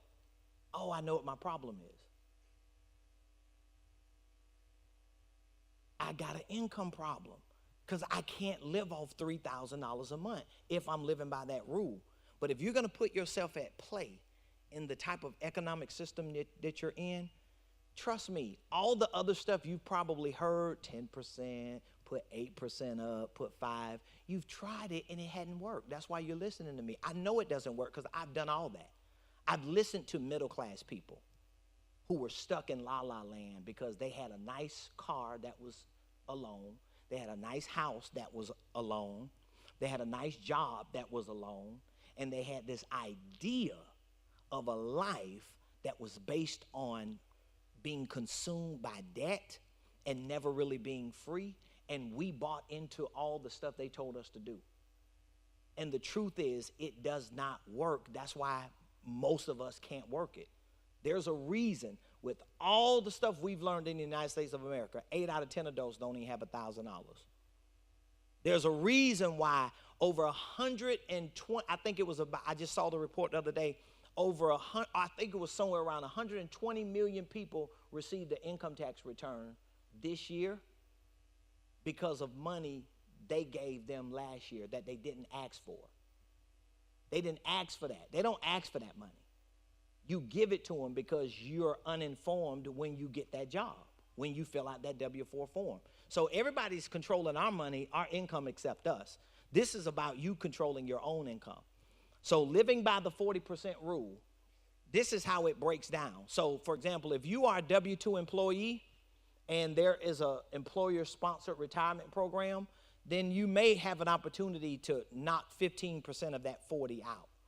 But again, you shouldn't even be focusing on that if you're in debt. What is you doing? You ain't 68 yet. It don't make sense. It makes sense to you because you think that's the right thing to do, but it's really lazy financial responsibility. The truth is, if I got to stop that for a year to get my credit cards paid off, to get 6 months saved, to get me some insurance, to get happy and be at peace so me and my spouse ain't arguing every other week when pay period come, that's more important than me hoping by 68 something is there for me. We hope that gonna be there. We hope the hedge fund don't pull an Enron on us or Bernie Madoff. You got to get in control of your life. Nobody's going to fix this stuff for y'all, I'm telling you. You got to control the narrative. I made that decision in my life. I ain't going to let nobody control my financial situation.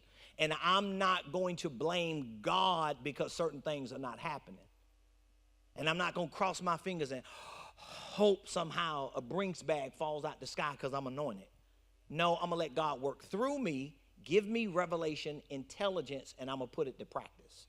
So the 40% rule, 15% of that, you're putting it up either in a retirement plan or you're just putting it up so you can make a play. Because when you get into certain sophisticated strategies, which is really centered around step 5, buying a piece of real estate may be your retirement plan. My wife and I, we have clients that we work with. They purchase pieces of real estate for their retirement when it starts making sense to them. We show them, you got all this money over here. Why wait 22 years when you can just move that money over here, control the narrative of your retirement, dictate to the cash flow that comes in, and do it the way you want to do it. That is your retirement. You get what I'm saying? Nobody has to make that decision for you because the decisions that they're making for your retirement, they're not working. That's why every time somebody retires, they realize the money they got coming in their after work years is not enough to pay the bills that they brought over from their working years. And now they got to go to Walmart and work. Now they got to go to Publix. Now they got to do some other side job, and they should be enjoying the rest of their life or live beneath their means and make sense of why they can't do nothing because they didn't make the right decisions when they were in that position. 15% of that should be to pay off your home if you own a home. Or you could look at it as, if I can master the 40% rule, I'm not going to buy a house until I have 6 months saved and I'm able to live by the 40% rule, because then it assures me that I'll never lose my house. It assures me that my house will not become a prison, because your house can become a prison if it's taking 33% of your income, because most of the time it's taking at least 25 to 33%. My wife and I are real estate, so we know what time it is. We already know how the mortgage lenders work. We know all this stuff. So we already know you got that house, you scrapped up the money, auntie had to loan you $3,000, mama pushed $2 to your account, you made it work, they were creative with the financing, they moved a point here or there, they worked the closing costs, the agents took a hit, a half a point, everybody doing everything to get you in the house, but you got to pay the bill for 30 years. You need to be way better off than what you think you need to be to make those types of decisions, okay? And then 15 or 10% of your income of that 40 can be stored for a score. So for those of you that are married to people and you are the crazy one in the relationship where every 2 months you got a new idea, oh, babe, God just showed me this. And then 8 months, because they looking at you side-eye, because they know you finna lose it. They know you're going to lose that $200. You in a new business, don't jeopardize the integrity of your character and your marriage just because you got good ideas. Get disciplined with your income until you set enough aside, because if you're making $5,000 a month and you get to a point where you say, I'm going to put $2,000 up, that means I got to increase my income. I got to get creative with my tax strategies and my deductions and all of that. Well, 10% of that $2,000 every month is $200 that I can play with. I can store it for a score. So if in 3 months, honey, if I have $600, can I go play with that $600 if I get a good idea? Now it holds you accountable rather than your family struggling for another 8 months because you around here being goofy. You get what I'm saying? That's really financial responsibility. So that's step 4. And then step 5, we're right close to 12, Pastor. We're doing good. Step 5, get wealthy, be a blessing, and build a legacy of success. Let's see the breakdown of step 5. So for those of you that do have an idea of starting a company, I always encourage people to start a holding company. So that means, and again, this is a whole nother seminar, but I'll just give you a quick breakdown of it, because step 5 is where you will be thinking about things like, and you don't really have to wait to step 5 to start a trust, because estate planning can be a part of step 1.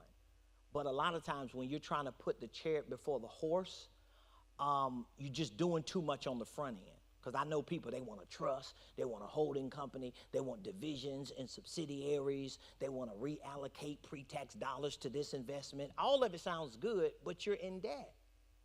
You're struggling. You need to get a grip on the main thing. And then when you get to a point to where you have those things stabilized, you can work on building an infrastructure. I personally believe, even if you're not really called or determined to run a business, that at some point you should own a business. And the reason why I say that is because you can't leave your children a job. Does that make sense? You can't leave your children a job. And so even if you just own a business, structure it correctly to run your transactions through, and then when you get ready to start investing, instead of you investing personally, you invest through your business. Like, for example, if you got investment accounts, you invest in personally through your job, and you got all these, you done gave some Amazon stock. Well, you had to give these people your information. You probably gave them your personal information. You probably gave them your social security number. So if there are dividend checks or distributions that come, who are they coming to? They're all coming to you, but you're going to end up paying taxes on that stuff. So at a certain point, you really don't want to own nothing. This is if you want to get wealthy. Because you're going to find out everything Prophet Ramone told me that day, at some point in your life, you're going to realize he was right. The goal is not to own nothing. The goal is for your business to own everything. Because that's how you win. This is why Amazon pays no taxes. This is why Donald Trump pays no taxes. This is why Google pays no taxes. You know why? Because they don't own nothing. But they drive jets, they fly jets, they drive the nicest cars, they live in the biggest houses, but they're all owned by entities. They're just moving transactions through entities. So you got to get to that point. But how are you going to get there if you don't control your income? This should be the goal. And then I'm in this business a lot. And I've sat down with a lot of people who have called my wife and I, and mama left them something. Mama put something in the will. Mama wrote down on a napkin what cuz and auntie should get. And now we all fighting about the little insurance policy for 10 grand. We mad about the tore up house in the backwoods on the south side of Georgia. But the problem is, none of it was owned by a business. So now we got to go to probate court and we got to deal with them for a year and a half, 2 years. And they might not even rule on your behalf because we didn't think about legacy. We didn't think about our estates.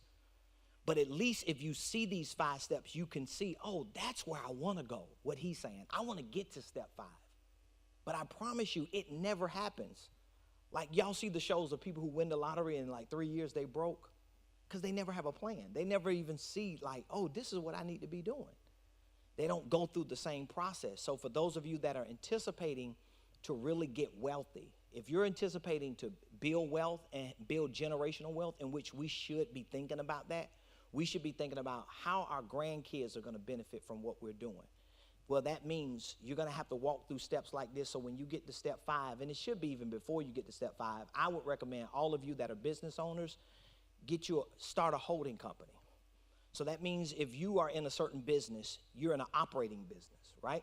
You have an operating entity. So if you cut grass, if you paint, if you trim trees, if you shine shoes, if you got an apparel company, all those are operational entities, right? A holding company is a parent organization. It is a company that actually owns the interests of other entities. So instead of me starting a landscaping business, I'm going to start a holding company because my holding company is going to become the incubator to own all the assets, all the interests of anything that I invest my life and my time in, because I can transfer that to my kids. I can't transfer my job. And I don't want probate court to determine that either. And of course, you can include a trust in that. But for starters, if you have a holding company, then your holding company is LLC number 1. LLC number 2 is the operating company.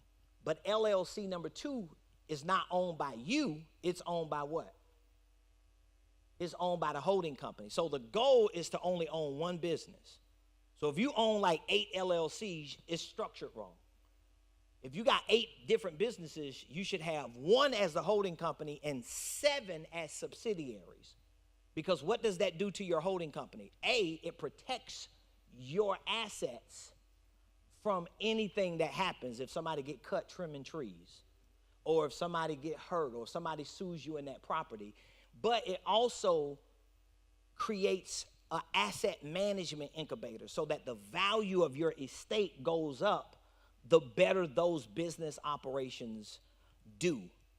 And so if you start investing in stocks, investing in crypto, investing in Bitcoin, investing in real estate, you don't have to personally do it. You're doing it through your holding company directly, or through your holding company through another entity. So this is where the holding company concept comes in, to diversify and develop your for-profit. And many people will use nonprofit organizational enterprises for living and giving. So that could either be, if you're not a church, of course, it's not going to be a church, but it may be a nonprofit, CDC, Community Development, Economic Development Corporation. It could be a foundation, some type of nonprofit that you want to use as an arm to live and give through, not just in your life, but when you die. You want these infrastructures set up for you, okay? You also want to diversify, investing in real estate. You can invest in, these are just some of the things that I know are popular and that work best: mutual funds, growth stocks, or any income producing assets. But when you get to a point to where you want to make those type of investments, you have to be clear on those other steps. Because if you're investing in all this stuff, most likely you're not understanding that the return on those investments is much slower. You'd be better off going to buy t-shirts and flipping them than you would to be investing in certain things prematurely when you don't have the financial cash flow or the reserves to support that investment. You know what I mean? Like if you go put $10,000 in an investment and it's like, let's say an 8% return. It could be a 10% return. Let's say if it's a 10% return. So you got 50 grand. 50 grand. You get a big win, 50,000. You go invest it somewhere. The average return might be 10%. That may be before taxes. So that means in a 12-month window, what is your return going to be? $5,000. That ain't no money to change your life. but you just gave up 45 grand to get that. It doesn't make sense. I could have took that 50, put 20 up to have security, or 30 up and use 20 to pay off some debts, have a couple dollars to work on my little business. At least I can see a quicker return than giving it away, because again, somebody else is controlling the narrative of your what? Your income. And then you want to develop divisions and subsidiaries that reflect your company philosophy and legacy. I know that's a little next level stuff, but just to kind of help you understand what the develop divisions and subsidiaries mean, you may have kids. You know, you can get tax breaks. I think it's somewhere around $12,000 or something like that a year for a child. I'm not 100% sure. My CPA talks about a lot of it a lot. But my point is, you may have children that you want to put on payroll. Instead of giving them an allowance personally that you don't get credit for because you need them tax deductions, you run it through the business, let them do some work around the house, pay them. They ain't going to pay taxes on up to, I think, $12,000 every year. So you got 4 kids, that's 48 grand, shoot. And don't quote me on that because I'm not the CPA. I just know there are advantages when you start building out your divisions and subsidiaries so that as you grow and you want your money to grow, you can find vehicles to put that money in so that they can move quicker than inflation. All right, so I'm finished. Are there any other questions before we go? Somebody give me some feedback and some takeaways on what you learned. What was your biggest takeaway? Say what? Okay. Any other takeaways? Oh, wow, y'all just...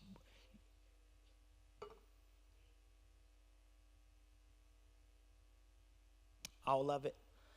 Okay, so do you feel like you got some strategies you can work with when you leave? Okay, so what is the first thing you're going to work on doing?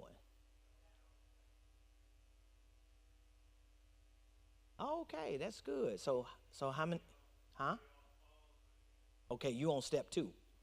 You already there. He like, I got the thou wow. I'm just going to pay off some of my debt. Yes.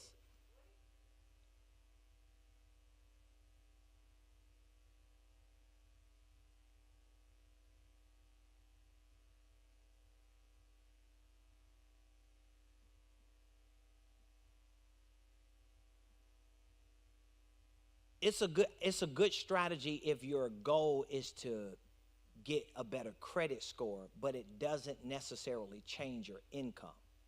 Building wealth and becoming financially free primarily rests on income as opposed to trying to work on getting a loan or getting a good credit score.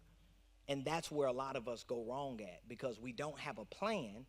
And so because we don't have a plan, we don't know what to focus on. So somebody's going to come along and say, oh, you need to get some revolving credit and some installment credit. Yeah, that's good to get a better credit score. But if you have income and you have money that's been saved because your income was more than your expenses, you ended up with cash flow, you have more income or financial leverage to get a loan.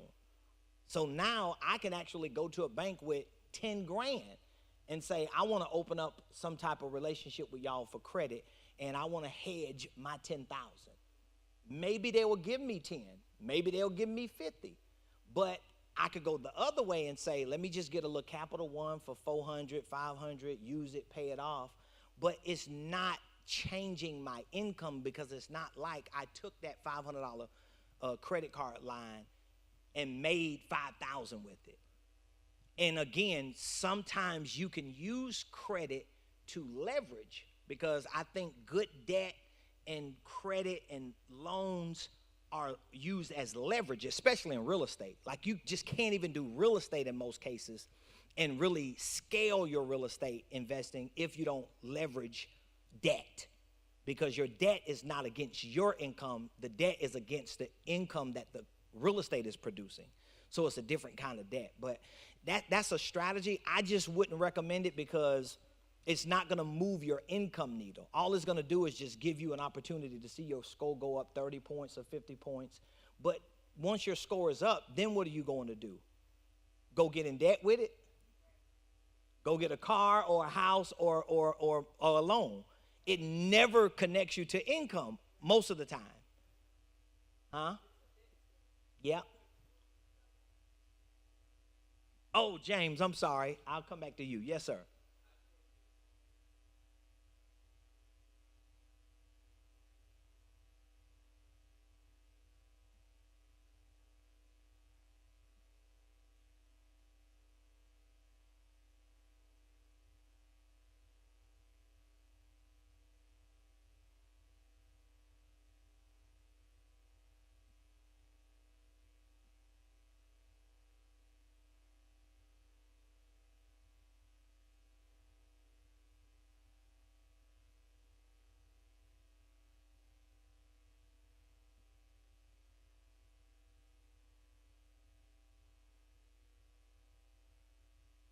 Awesome. Yep.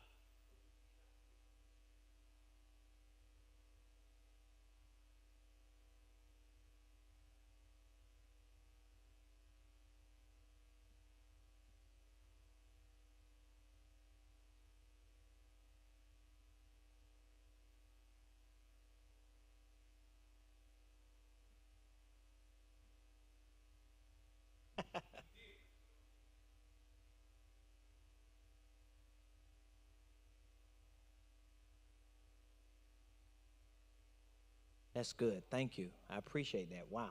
Okay, you had a question over here, ma'am? Oh,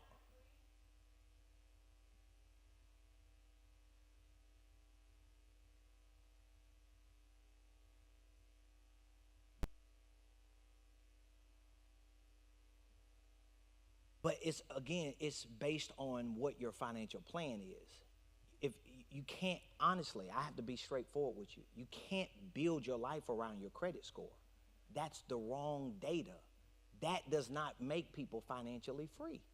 Most people who are financially free are people who have focused on their income and other strategies like debt elimination, minimizing their taxes, maximizing their deductions, diversifying their assets. All those play a role. Credit plays a role. So yes, when you make the decision that income is senior to credit, you're going to take a hit on your credit because you're closing accounts and you're removing revolving and installment credit. But I would rather lose points in my credit score because guess what? Like he said, his score went up 200 because he got a credit card.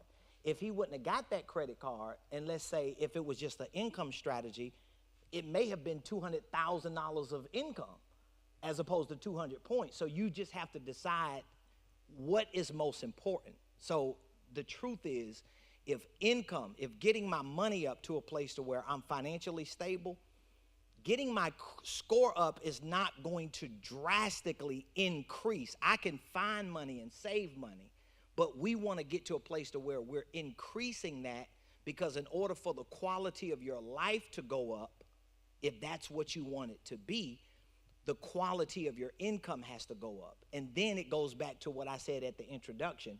You have to decide what is the life you want to live. If you want to have way more options to do anything you want to do and be who you want to be for the people you want to be it to, then that means you can't just build your life that's good for you. You got to really expand your life because it's going to take more income. It's going to take more increase. And that means in order for me to do that, I'm going to have to give something up. So these are great strategies. But to your point, if you start focusing on income, you're going to sacrifice something.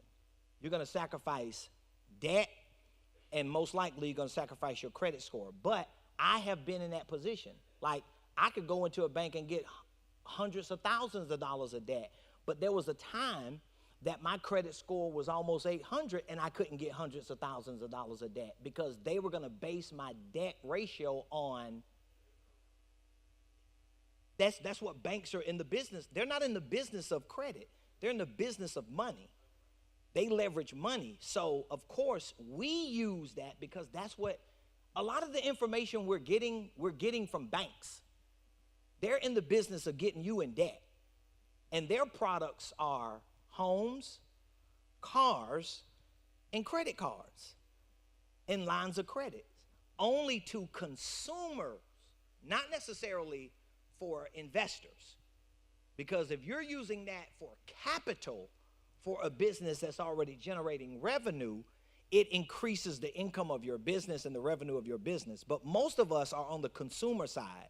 So they want our score up because they want to be able to tell us, yeah, with no money down when we go to the car lot. Or they want to be able to tell us, yeah, when we want to get a $300,000 house. Or they want to tell us, yeah, when we walk into any department store and want to get a line of credit. But it doesn't change my income. It just takes more of my income because now that is consuming something. I just have more opportunities to get it. Any other questions?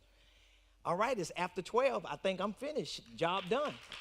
So, again, if any of you, I gave them a link because if you need that PDF version of that 5-step plan, you could just take that link and you could get access to it and download it yourself. There are some tutorial videos that I just kind of walk everybody through with it.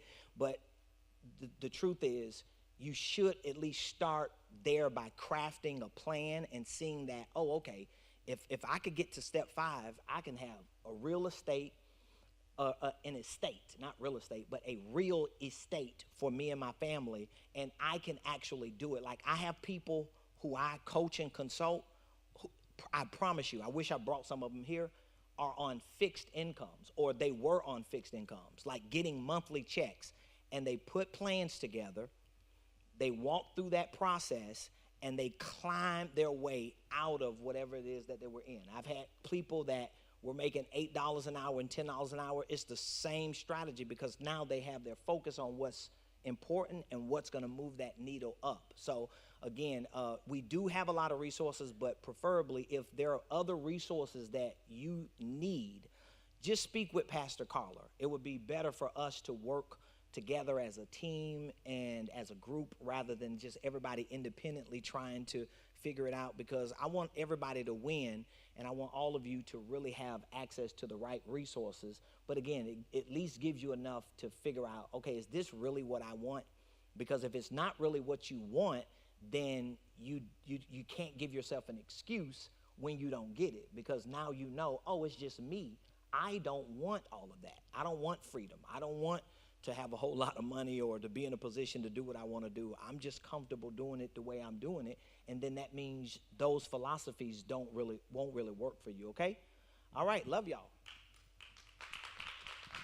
Awesome. I'm so excited. We just want to thank you guys for coming in today. Thank you for our online community for watching. And just like he said, this is an opportunity for you to decide what's best for you.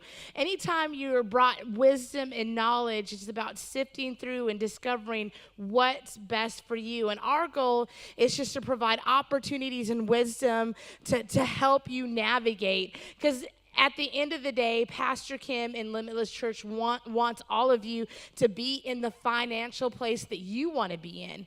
As I'm sitting back there listening, I'm realizing, okay, these are some things that I want to see happen. These are some places that I want to go in my life. These are things that I want to do. And I was always taught that, to get to that place of millionaire status, you have to have 7 streams of income.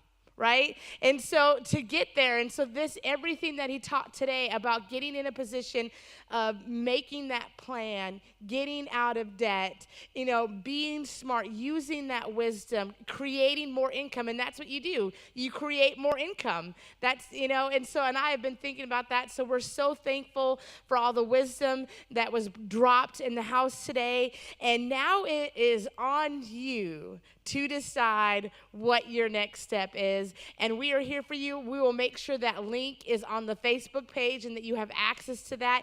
If you have questions or need any assistance after this or want to get more details, reach out to me and we will connect with Apostle Ramone.